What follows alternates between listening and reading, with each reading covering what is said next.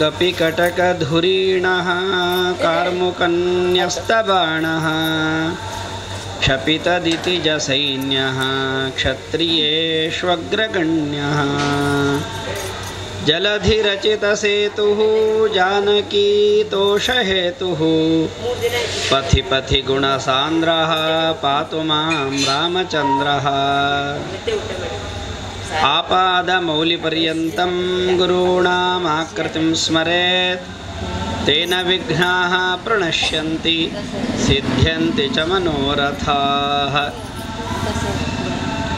जन्माद्यस्य यतोऽन्वयादितरतश्चार्थेष्वभिज्ञस्वराट् तेने ब्रह्महृदाय आदिकवये मुह्यन्ति यं सूरयः तेजो वारिमृदां यथा विनिमयो यत्र त्रिसर्गो मृषा धाम्ना स्वेन सदा निरस्तकुहकं सत्यं परं धीमहि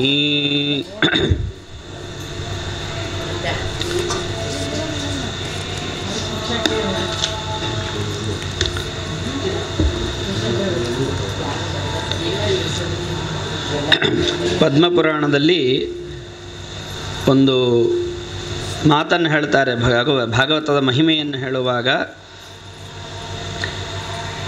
ಶ್ರೀಮದ್ಭಾಗವತಂ ಶ್ರಾವ್ಯಂ ಶೋಕ ದುಃಖ ವಿನಾಶನಂ ಅಂತ ನಾರದರು ಕೇಳಿದಂತಹ ಒಂದು ಪ್ರಶ್ನೆಗೆ ಮತ್ತೆ ಸನತ್ಕುಮಾರರೆಲ್ಲರೂ ಕೂಡ ಹೇಳುವಂತಹ ಮಾತು, ನೀವು ಕೇಳಿದ ಪ್ರಶ್ನೆಗೆ ಉತ್ತರ ಎಲ್ಲ ಶೋಕಗಳು ಎಲ್ಲ ದುಃಖಗಳು ಕಳ್ಕೊಳ್ಬೇಕು. ಅದಕ್ಕೆ ಪರಿಹಾರ ಏನು ಅಂದರೆ ಶ್ರೀಮದ್ಭಾಗವತಂ ಶ್ರಾವ್ಯಂ ಅಂತ. ಆ ಭಾಗವತದ ಶ್ರವಣ ಏನಿದೆ ಅದು ಎಲ್ಲ ದುಃಖವನ್ನು ಎಲ್ಲ ಶೋಕವನ್ನು ಪರಿಹಾರ ಮಾಡುವಂತಹದ್ದು ಅಂತ ಹೇಳ್ತಾ ಇದ್ದಾರೆ. ಅಂತಹ ಒಂದು ಭಾಗವತದಲ್ಲಿ 3ನೇ ಸ್ಕಂದದ 29 ಅಧ್ಯಾಯದವರೆಗೆ ನೋಡಿದ್ದೇವೆ. ಇವತ್ತು ಕೊನೆಯ 5 ಅಧ್ಯಾಯಗಳ ಚಿಂತನೆಯನ್ನು ಯಥಾಶಕ್ತಿ ಮಾಡೋಣ. ಹೀಗೆ ಇಲ್ಲಿಯವರೆಗೆ ಆ ಪ್ರಾಣಾಯಾಮವನ್ನು ಹೇಗೆ ಮಾಡೋದು, ಮನಸ್ಸಿನಿಂದ ಪ್ರಾಣಾಯಾಮಗಳನ್ನು ಮಾಡಿ ಪ್ರಾಣಾಯಾಮದಲ್ಲಿ ಉಚ್ಛ್ವಾಸ ನಿಶ್ವಾಸಗಳನ್ನು ಪೂರಕ ರೇಚಕ ಕುಂಭಕಗಳನ್ನೆಲ್ಲ ಮಾಡಿದ ಮೇಲೆ ಭಗವಂತನ ಯಾವ ರೂಪವನ್ನು ಧ್ಯಾನ ಮಾಡಬೇಕು, ಎಂತಹ ರೂಪವನ್ನು ಧ್ಯಾನ ಮಾಡಬೇಕು, ಆಪಾದ ಮೌಲಿ ಪರ್ಯಂತವಾದಂತಹ ವರ್ಣನೆಯನ್ನು ಎಲ್ಲ ಮಾಡಿ ಇದನ್ನು ಪ್ರತಿಯೊಬ್ಬರೂ ಕೂಡ ಪ್ರತಿ ದಿವಸ ಬೆಳಗ್ಗೆ ಹೇಳಿಕೊಳ್ಬೇಕು ಅಂತ ಪರಮಾತ್ಮ ತಿಳಿಸಿಕೊಟ್ಟಿದ್ದ. ಅದಾದ ಮೇಲೆ ದೇವಹೂತಿ ಹೇಳ್ತಾ ಇದ್ದಾಳೆ, ನೀನು ಎಲ್ಲ ತುಂಬ ಅದ್ಭುತವಾಗಿ ಅತ್ಯಂತ ಸ್ಪಷ್ಟವಾಗಿ ಪ್ರಕೃತಿ ಪುರುಷರ ಲಕ್ಷಣವನ್ನು ಎಲ್ಲವನ್ನೂ ಹೇಳಿದ್ದೀಯಪ್ಪ. ಆದರೆ ನಿನ್ನ ಅಷ್ಟು ನಿರೂಪಣೆಯಲ್ಲಿ ಬಂದಂತಹ ವಿಷಯ ಏನು ಅಂದರೆ ಭಕ್ತಿಯೋಗ ಅಂತ. ಆ ಭಕ್ತಿಯೋಗದ ಬಗ್ಗೆ ಬಹಳ ಮಾತನಾಡಿದ್ದಿ ನೀನು, ಅದನ್ನು ಅಷ್ಟು ಮಹತ್ವ ಕೊಟ್ಟಿದ್ದಿ ಭಕ್ತಿಯೋಗಕ್ಕೆ. ಆದ್ದರಿಂದ ಆ ಭಕ್ತಿಯೋಗವನ್ನು ವಿಸ್ತಾರವಾಗಿ ನನಗೆ ಹೇಳು ಅಂತ ದೇವಹೂತಿ ಕೇಳಿಕೊಳ್ತಾ ಇದ್ದಾಳೆ. ಬರೀ ಭಕ್ತಿಯೋಗ ಮಾತ್ರ ಅಲ್ಲ, ವೈರಾಗ್ಯ ಉಂಟಾಗುವಂತಹ ಉಪದೇಶವನ್ನು ನನಗೆ ಕೊಡು. ವಿರಾಗೋ ಏನ, ಎಂತಹ ತಿಳುವಳಿಕೆಯಿಂದ ವೈರಾಗ್ಯ ಉಂಟಾಗುತ್ತೆ ಅಂತಹ ಒಂದು ವಿಚಾರವನ್ನು ನನಗೆ ಹೇಳು. ಅಷ್ಟೇ ಅಲ್ಲದೆ ಎಲ್ಲರೂ ಕೂಡ ಜಗತ್ತಿನಲ್ಲಿರೋ ಅನೇಕ ಜೀವರು ಅನೇಕ ಕರ್ಮಗಳನ್ನು ಮಾಡ್ತಾರೆ, ಸಂಸಾರಕ್ಕೆ ಬರ್ತಾರೆ. ಅಷ್ಟೆಲ್ಲ ಬಂದರೂ ಕೂಡ ವೈರಾಗ್ಯ ಉಂಟಾಗ್ತಾ ಇಲ್ಲ. ಆದ್ದರಿಂದ ವೈರಾಗ್ಯ ಉಂಟಾಗಲಿಕ್ಕೆ ಬೇಕಾದಂತಹ ಒಂದು ಉಪದೇಶವನ್ನು ಕೊಡು ಅಂತ. ಆದ್ದರಿಂದ ವೈರಾಗ್ಯವನ್ನು ಉಂಟು ಮಾಡಲಿಕ್ಕೆ ಎಷ್ಟು ಉಪದೇಶ ಮಾಡಿದರೂ ನಮಗೆ ವೈರಾಗ್ಯ ಬರೋದಿಲ್ಲ, ಅದು ಬೇರೆ ವಿಚಾರ. ಆದರೂ ವೈರಾಗ್ಯ ಬರಲಿಕ್ಕೆ ದೇವಹೂತಿಗೆ ಬರುತ್ತದಂತೆ. ದೇವಹೂತಿಗೆ ಈ ವಿಷಯಗಳನ್ನು ಕೇಳಿ ವೈರಾಗ್ಯ ಉಂಟಾಗಿ ಅವಳು ಸಾಧನೆಯಿಂದ ಮೋಕ್ಷವನ್ನು ಪಡೆದಳು ಅಂತ ಕಥೆಯಲ್ಲಿದೆ. ಆದ್ದರಿಂದ ಅವಳು ಅಂತಹ ಮಾರ್ಗವನ್ನು ಹೊಂದಲಿಕ್ಕೆ ಬೇಕಾದ ವೈರಾಗ್ಯದ ವಿಚಾರಗಳನ್ನು ತುಂಬ ವಿಸ್ತಾರವಾಗಿ ನಿರೂಪಣೆ ಮಾಡು ಅಂತ ಅವಳು ಕೇಳಿಕೊಳ್ತಾಳೆ. ಆದ್ದರಿಂದ ಎಲ್ಲರೂ ಕೂಡ ಮಿಥ್ಯಾಭೂತವಾದ ಅಭಿಮಾನದಿಂದ ಎಲ್ಲರೂ ಕೂಡಿದ್ದಾರೆ. ಹೇಗೆ ಅಂದರೆ ನಿದ್ದೆಯಲ್ಲಿ ಮಲಗಿದ ಹಾಗೆ ಇದ್ದಾರೆ. ನಿದ್ದೆಯಲ್ಲಿ ಮಲಗಿದಾಗ ನಮಗೆ ಏನೂ ಎಚ್ಚರ ಇರೋದಿಲ್ಲ. ಹಾಗೆ ಎಚ್ಚರ ಇದ್ದುಕೊಂಡು ಯಾವ ಎಚ್ಚರ ಇಲ್ಲದೆ ಇರುವ ಹಾಗೆ ಜಗತ್ತಿನಲ್ಲಿ ಎಲ್ಲರೂ ಇದ್ದಾರೆ. ಅಂತಹ ಸಂದರ್ಭದಲ್ಲಿ ನೀನು ಕಪಿಲನಾಮಕನಾಗಿ ಉಪದೇಶ ಕೊಡಲಿಕ್ಕೆ ಬಂದಿದ್ದಿ. ಅದರಿಂದ ನನಗೆ ನೀನು ಭಕ್ತಿಯೋಗದ ಬಗ್ಗೆ ಮತ್ತು ವೈರಾಗ್ಯವನ್ನು ತಂದುಕೊಡುವಂತಹ ಉಪದೇಶವನ್ನು ನೀನು ಮಾಡಬೇಕು ಅಂತ ತಾಯಿಯಾದ ದೇವಹೂತಿ ಕೇಳಿಕೊಂಡಾಗ ಭಕ್ತಿಯೋಗೋ ಬಹುವಿಧ ಅಂತ ಹೇಳ್ತಾನೆ ಕಪಿಲನಾಮಕ ಪರಮಾತ್ಮ. ಭಕ್ತಿಯೋಗ ಅನ್ನೋದು ಅನೇಕ ವಿಧ ಇದೆ. ಆ ಅನೇಕ ವಿಧ ಅಂತ ಹೇಳಿದರೆ ಸಾತ್ವಿಕ ರಾಜಸ ತಾಮಸ ಅಂತ ಮೂರೇ ಅಂತ ಅನಿಸುತ್ತೆ. ಅದು ಮೂರೇ ಅಲ್ಲ. ಇದು ಗುಣಯುಕ್ತವಾದದ್ದು.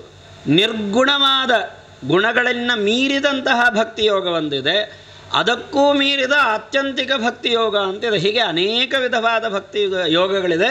ಅದನ್ನು ನಿನಗೆ ಅದರ ಲಕ್ಷಣವನ್ನು ಹೇಳ್ತೇನೆ ಅಂತ ಕಪಿಲನಾಮಕ ಪರಮಾತ್ಮ ಪ್ರಾರಂಭ ಮಾಡ್ತಾ ಇದ್ದಾನೆ. ತಾಮಸ ಭಕ್ತಿ ಯಾವುದು ಅಂತ ಮೊದಲು ಹೇಳ್ತಾರೆ. ಸಾತ್ವಿಕ ರಾಜಸ ತಾಮಸ ಅಲ್ಲ, ತಾಮಸ ರಾಜಸ ಸಾತ್ವಿಕ ಅತ್ಯಂತ ಸಾತ್ವಿಕ ಪರಮ ಸಾತ್ವಿಕ ಅಂತ ಹೀಗೆ ಆ ಕ್ರಮವನ್ನು ತಗೊಳ್ತಾನೆ ಕಪಿಲನಾಮಕ ಪರಮಾತ್ಮ. ಯಾವುದು ತಾಮಸ ಭಕ್ತಿ? ಅಭಿಸಂಧಾಯಯೋ ಹಿಂಸಾಂ ಡಂಭಂ ಮಾತ್ಸರ್ಯಮೇವ ಸಂಭ್ರಂಭಿ ಭಿನ್ನದೃಗ್ಭಾವಂ ಮಯಿ ಕುರ್ಯಾತ್ ಸ ತಾಮಸಃ. ನನ್ನಲ್ಲಿ ಮಾಡುವಂತಹ ಭಕ್ತಿ ತಾಮಸ ಆಗ್ತದೆ.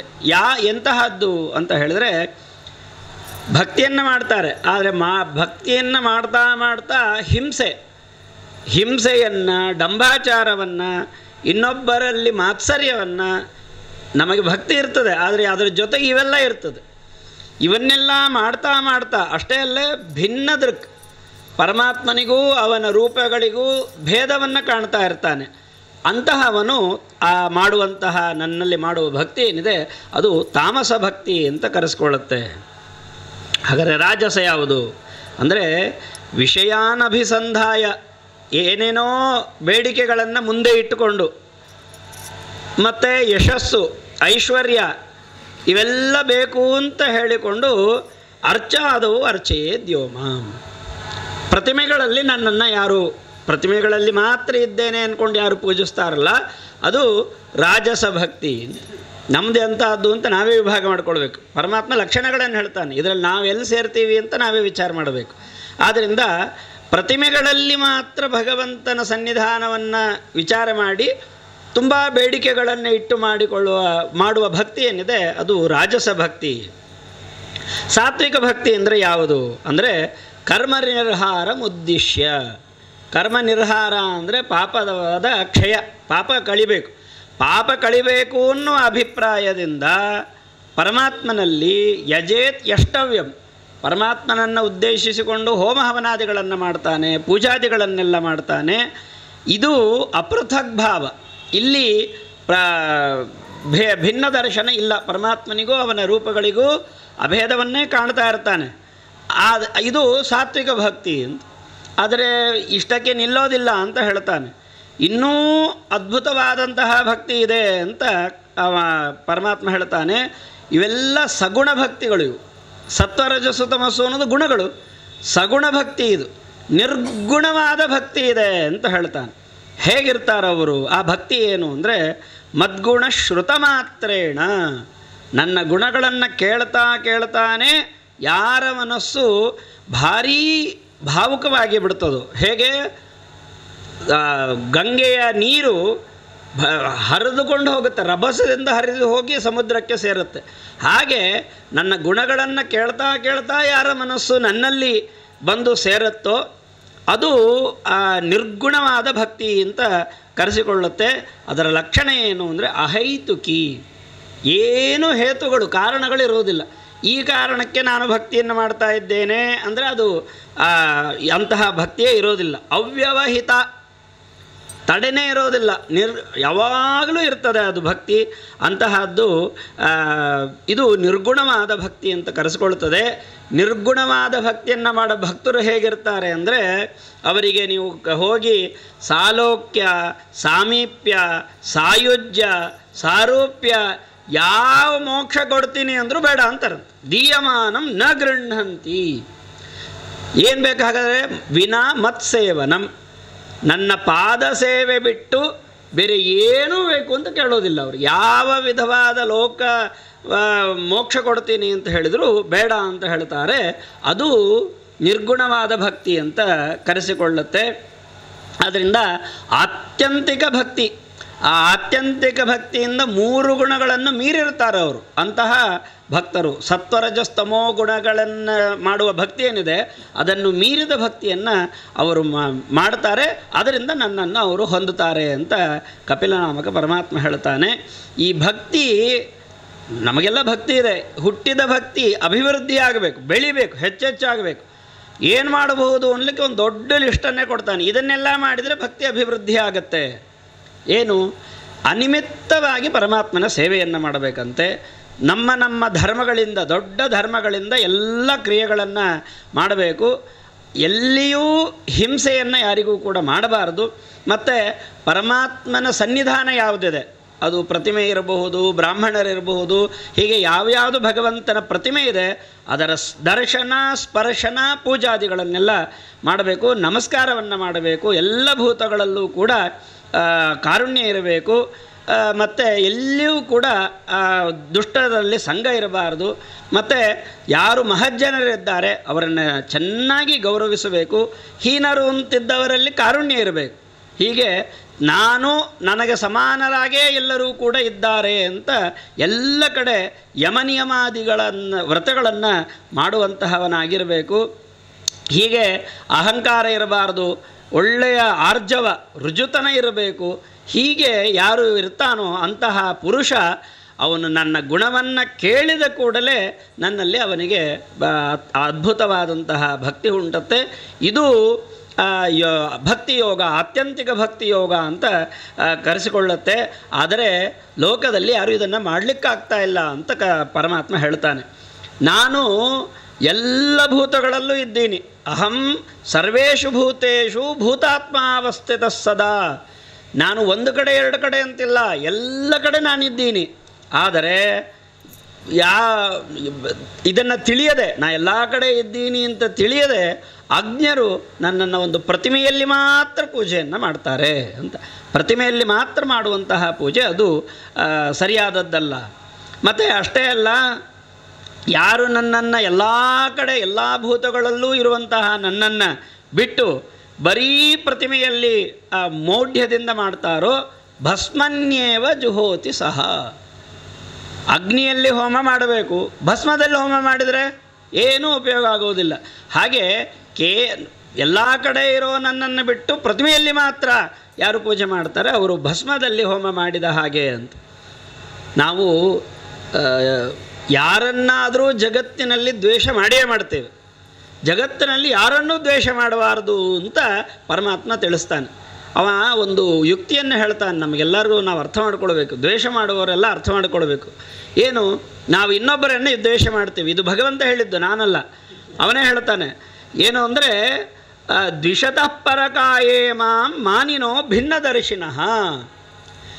ಯಾವ ಪುರುಷ ಇನ್ನೊಬ್ಬರನ್ನು ದ್ವೇಷ ಮಾಡ್ತಾನೋ ತನ್ನನ್ನು ಪ್ರೀತಿಸ್ತಾನೆ, ಇನ್ನೊಬ್ಬರನ್ನು ದ್ವೇಷ ಮಾಡ್ತಾನೆ ಅಂದರೆ ಅದು ಏನು ಮಾಡಿದ ಹಾಗೆ ಅಂದರೆ, ತನ್ನನ್ನು ಪ್ರೀತಿಸ್ತಾನೆ ಅಂದರೆ ಅವನ ಒಳಗಿರುವ ಭಗವಂತನನ್ನು ಪ್ರೀತಿಸ್ತಾನೆ.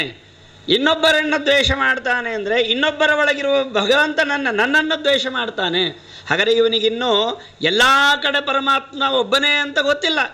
ನನ್ನಲ್ಲಿರೋ ಭಗವಂತ ಬೇರೆ, ಅವನಲ್ಲಿರೋ ಭಗವಂತ ಬೇರೆ ಅಂತ ಭಿನ್ನದರ್ಶಿ ಅಂತ ಆದಾಯವ ಅಂತ ದ್ವೇಷ ಮಾಡುವವರಿಗೆಲ್ಲ ಎಚ್ಚರಿಕೆಯನ್ನು ಪರಮಾತ್ಮ ಕೊಡ್ತಾನೆ. ಪರಕಾಯೇ, ಇನ್ನೊಬ್ಬರ ಶರೀರದಲ್ಲಿ ಭಗವಂತನೇ ಇದ್ದಾನೆ. ನನ್ನ ಮೇಲೆ ನನಗೆ ಪ್ರೀತಿ ಇದೆ ಅಂದರೆ ನನ್ನ ಭಗವಂತ ಅಂತ ನಮಗಿದೆ, ಅಲ್ಲಿ ಭಗವಂತ ಇಲ್ಲ ಅಂತಾಯ್ತು. ಹಾಗಾದ್ರೆ ಅವರನ್ನು ದ್ವೇಷ ಮಾಡ್ತೇವೆ ಅಂದರೆ ಅವರಲ್ಲಿ ಪರಮಾತ್ಮ ಇಲ್ಲ ಅಂತಾಯಿತು. ಅವರಲ್ಲಿ ಪರಮಾತ್ಮ ಇಲ್ಲ ಅಥವಾ ಅವನು ಬೇರೆ. ಹಾಗೆ ಪರಮಾತ್ಮನಲ್ಲಿ ಯಾರು ಭೇದವನ್ನು ಕಾಣ್ತಾರೆ ಅವರು ಭೂತೇಷು ಬದ್ಧವೈರಸ್ಯ, ಭೂತಗಳಲ್ಲಿ ಯಾರು ವೈರವನ್ನೆಲ್ಲ ಮಾಡ್ತಾರೋ ಅವರಿಗೆ ಮನಸ್ಸಿಗೆ ಶಾಂತಿಯೇ ಸಿಗೋದಿಲ್ಲ ಅಂತ ಹೇಳ್ತಾರೆ. ಮನಃಶಾಂತಿ, ದ್ವೇಷ ಮಾಡ್ತಾನೇ ಇರೋರಿಗೆ ಮನಸ್ಸಿಗೆ ಶಾಂತಿನೇ ಇರೋದಿಲ್ಲ. ಯಾವಾಗ ಶಾಂತಿ ಸಿಗುತ್ತೆ ಅಂದರೆ ನಾನು ಹೇಗೋ ಅವರು ಹಾಗೆ. ಅರ್ಥಾತ್ ನನ್ನಲ್ಲಿರೋ ಪರಮಾತ್ಮನೂ ಅವರಲ್ಲಿರೋ ಪರಮಾತ್ಮನೂ ಒಂದೇ, ನಾನು ಅವರನ್ನು ದ್ವೇಷ ಮಾಡೋದು ನನ್ನನ್ನು ದ್ವೇಷ ಮಾಡೋದು ಒಂದೇ. ಈ ಚಿಂತನೆಯನ್ನು ನಾವು ಯಾವಾಗಲೂ ಮಾಡಿಕೊಳ್ಳಬೇಕು ಅಂತ ದ್ವೇಷ ಮಾಡುವವರಿಗೆ ಎಚ್ಚರಿಕೆಯನ್ನು ಕೊಡ್ತಾ ಇದ್ದಾನೆ. ಹೀಗೆ ಅವರು ಇವರು, ಆ ಊರು ಈ ಊರು, ಆ ವ್ಯಕ್ತಿ ಈ ವ್ಯಕ್ತಿ ಅಂತ ಹೀಗೆ ದ್ವೇಷವನ್ನು ಮಾಡ್ತಾ ಭೂತಗಳನ್ನು ಊರುಗಳನ್ನು ಅವಮಾನ ಮಾಡುವಂತಹ ವ್ಯಕ್ತಿ ಏನೇ ಬಂಗಾರ ಬೆಳ್ಳಿ ದೊಡ್ಡ ದೊಡ್ಡ ಖರ್ಚಿನ ಹೋಮ ಹವನಗಳನ್ನೆಲ್ಲ ಮಾಡಿ ನನಗೆ ಎಷ್ಟೇ ದಾನ ದ್ರವ್ಯಾದಿಗಳನ್ನು ಮಾಡಿದರೂ ನೈವ ತುಷ್ಯೆ ಅಂತಾನೆ, ನನಗೆ ಸಂತೋಷವೇ ಆಗೋದಿಲ್ಲ ಅಂತಹ ಒಂದು ಪೂಜೆಯಿಂದ ಅಂತ. ಆದ್ದರಿಂದ ಯಾವತ್ತೂ ಕೂಡ ಪ್ರತಿಮೆಗಳಲ್ಲಿ ಮಾತ್ರ ಪರಮಾತ್ಮ ಇದ್ದಾನೆ, ಅದರ ಹೊರಗಡೆ ಭಗವಂತ ಇಲ್ಲ ಅಂತ ತಿಳ್ಕೊಳ್ಳೇಬಾರ್ದು. ಎಲ್ಲ ಕಡೆ ನಾನು ಇದ್ದೇನೆ ಅಂತ ತಿಳ್ಕೊಳ್ಬೇಕು. ಹಾಗೆ ತಿಳ್ಕೊಳ್ಳದೇ ಇದ್ದರೆ ಅವನು ಮತ್ತೆ ಮತ್ತೆ ಮೃತ್ಯುವನ್ನು ಪಡ್ಕೊಂಡು ಮತ್ತೆ ಮತ್ತೆ ಹುಟ್ಟಿ ಹುಟ್ಟಿ ಬರ್ತಾ ಇರ್ತಾನೆ ಅಂತ ತಿಳಿಸಿಕೊಡ್ತಾ, ನಾನು ಎಲ್ಲ ಕಡೆ ಇದ್ದೇನೆ, ಎಲ್ಲ ಕಡೆ ಇರುವವನನ್ನು ದಾನಮಾನಾಭ್ಯಾಂ, ಎಲ್ಲ ಕಡೆ ಇರುವ ನನಗೆ ಬ್ರಾಹ್ಮಣಾದಿಗಳಲ್ಲಿ ದಾನ, ಉಳಿದ ಕಡೆಯಲ್ಲಿರುವಂತಹ ನನಗೆ ಮಾನ ಅಂದರೆ ಮರ್ಯಾದೆಯನ್ನು ಕೊಡುವುದು, ಹೀಗೆ ಯಾರು ಮಾಡ್ತಾನೋ ಅವನು ಶ್ರೇಷ್ಠ ಅಂತ ಹೇಳುವಾಗ ಒಂದು ತಾರತಮ್ಯವನ್ನು ತಿಳಿಸಿಕೊಡ್ತಾರೆ.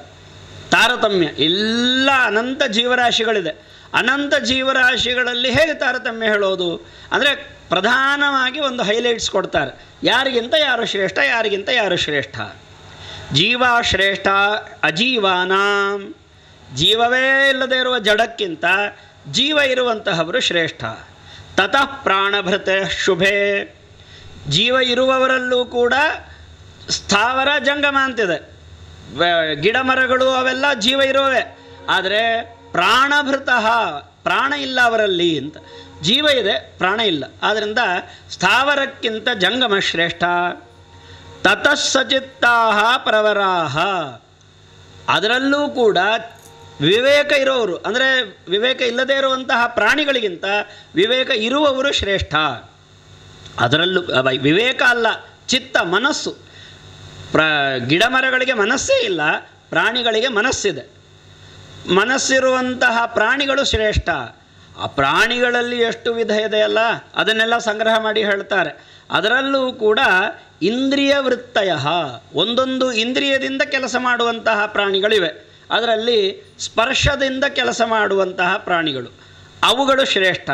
ಅವುಗಳಿಗಿಂತ ರಸದಿಂದ ವ್ಯವಹಾರ ಮಾಡುವ ಪ್ರಾಣಿಗಳು ಶ್ರೇಷ್ಠ, ಅದಕ್ಕಿಂತ ಗಂಧದಿಂದ ವ್ಯವಹಾರ ಮಾಡುವ ಪ್ರಾಣಿಗಳು ಶ್ರೇಷ್ಠ, ಅದಕ್ಕಿಂತ ಶಬ್ದದಿಂದ ವ್ಯವಹಾರ ಮಾಡುವ ಪ್ರಾಣಿಗಳು ಶ್ರೇಷ್ಠ ಅಂತ ಹೇಳಿ, ಇದಕ್ಕಿಂತ ರೂಪ ಗಂಧ, ಗಂಧ ರಸ ಎರಡೆರಡು ಗುಣಗಳಿಂದ ಕೆಲಸ ಮಾಡುವ ಪ್ರಾಣಿಗಳು ಶ್ರೇಷ್ಠ ಅಂತೆಲ್ಲ ಹೇಳಿ, ಅವುಗಳಲ್ಲಿ 4 ಕಾಲಿನ ಪ್ರಾಣಿಗಳು ಶ್ರೇಷ್ಠ, 4 ಕಾಲಿನ ಪ್ರಾಣಿಗಿಂತ 2 ಕಾಲಿನ ಮನುಷ್ಯ ಶ್ರೇಷ್ಠ. ಆ 2 ಕಾಲಿನ ಮನುಷ್ಯರಲ್ಲೂ ಚಾತುರ್ವರ್ಣ್ಯ 3 ವರ್ಣ 4 ವರ್ಣದ ವ್ಯಕ್ತಿಗಳು ಶ್ರೇಷ್ಠ. 4 ವರ್ಣದವರಲ್ಲೂ ಕೂಡ ಬ್ರಾಹ್ಮಣನು ಶ್ರೇಷ್ಠನಾಗಿದ್ದಾನೆ. ಅಷ್ಟಕ್ಕೆ ನಿಲ್ಲೋದಿಲ್ಲ, ಬ್ರಾಹ್ಮಣರು ಅಂತ ಮಾತ್ರಕ್ಕೆ ನಾವು ಭಾರೀ ದೊಡ್ಡ ವ್ಯಕ್ತಿಗಳು ಅಲ್ಲ, ಅದರಲ್ಲಿ ಇನ್ನೂ 5 ಪ್ರಭೇದ ಇದೆ, ಮುಂದೆ ಹೇಳ್ತಾರೆ. ಬ್ರಾಹ್ಮಣರಲ್ಲೂ ಕೂಡ ವೇದಜ್ಞ, ವೇದವನ್ನು ತಿಳಿದವನು ಶ್ರೇಷ್ಠ. ಬರೀ ವೇದ ತಿಳಿಯೋದು ಅಂದರೆ ಏನರ್ಥ? ಅದರ ಅರ್ಥ ತಿಳಿದಿರಬೇಕು. ವೇದ ತಿಳಿದವನಿಗಿಂತ ವೇದದ ಅರ್ಥ ತಿಳಿದವನು ಶ್ರೇಷ್ಠ. ಯಾರು? ಋಷಿಗಳು ಮುಂತಾದವರು. ಆ ವೇದಾರ್ಥವನ್ನು ತಿಳಿದವನಿಗಿಂತ ಸಂಶಯಚ್ಛೇತ್ತ, ಅರ್ಥ ನಂಗೆ ಅರ್ಥ ಗೊತ್ತು, ಅದರಲ್ಲಿ ಏನಾದ್ರು ಸಂಶಯ ಬಂದರೆ ಪರಿಹಾರ ಮಾಡಲಿಕ್ಕೆ ಬರೋದಿಲ್ಲ, ಅದು ಪ್ರಯೋಜನ ಇಲ್ಲ. ಸಂಶಯಚ್ಛೇತ್ತ ಯಾರು? ದೇವತೆಗಳಿಗಿಂತ ಸ್ವಧರ್ಮಕೃತ, ತನ್ನ ಧರ್ಮವನ್ನು ಆಚರಣೆ ಮಾಡ್ತಾ ಇರುವಂತಹವನು ಇಂದ್ರಾದಿಗಳು ಶ್ರೇಷ್ಠ. ಅವರಿಗಿಂತ ಮುಕ್ತ ಸಂಗರು ಅಂದರೆ ಗರುಡಶೇಷರು ಶ್ರೇಷ್ಠ. ಅವರಿಗಿಂತ ಬ್ರಹ್ಮದೇವರು. ನದೋಗ್ಧ ಧರ್ಮಮಾತ್ಮನಃ ಅಂತ, ಹಾಗೆ ಬ್ರಹ್ಮದೇವರು ಅಂತ. ಇದು ದೇವತೆಗಳು ಮಾತ್ರ ಅಲ್ಲ, ವ್ಯಕ್ತಿಗಳಲ್ಲೂ ಕೂಡ ಇಂಥವರಿಗಿಂತ ಇಂಥವರು, ಇಂಥವರಿಗಿಂತ ಇಂಥವರು ಅಂತ ಶ್ರೇಷ್ಠರು ಅಂತಿದ್ದಾರಪ್ಪ. ಆದ್ದರಿಂದ ನೀನೇನು ಮಾಡಬೇಕು? ಬರೀ ಮನುಷ್ಯನಾಗಿದ್ದೇನೆ ಅಂದರೆ ಅದೇ ದೊಡ್ಡತನ ಅಲ್ಲ, ನಾನು ಬ್ರಾಹ್ಮಣನಾಗಿದ್ದೇನೆ ಅಂದರೂ ದೊಡ್ಡತನ ಅಲ್ಲ. ಜ್ಞಾನ ಬೇಕು. ಆ ಜ್ಞಾನದಲ್ಲೂ ಕೂಡ ಇಷ್ಟಿಷ್ಟು ವ್ಯವಸ್ಥೆ ಇದೆ ಅಂತ ಹೇಳ್ತಾ ಪರಮಾತ್ಮ ಹೇಳ್ತಾನೆ. ಆದ್ದರಿಂದ ಮಯ್ಯರ್ಪಿತ ಅಶೇಷ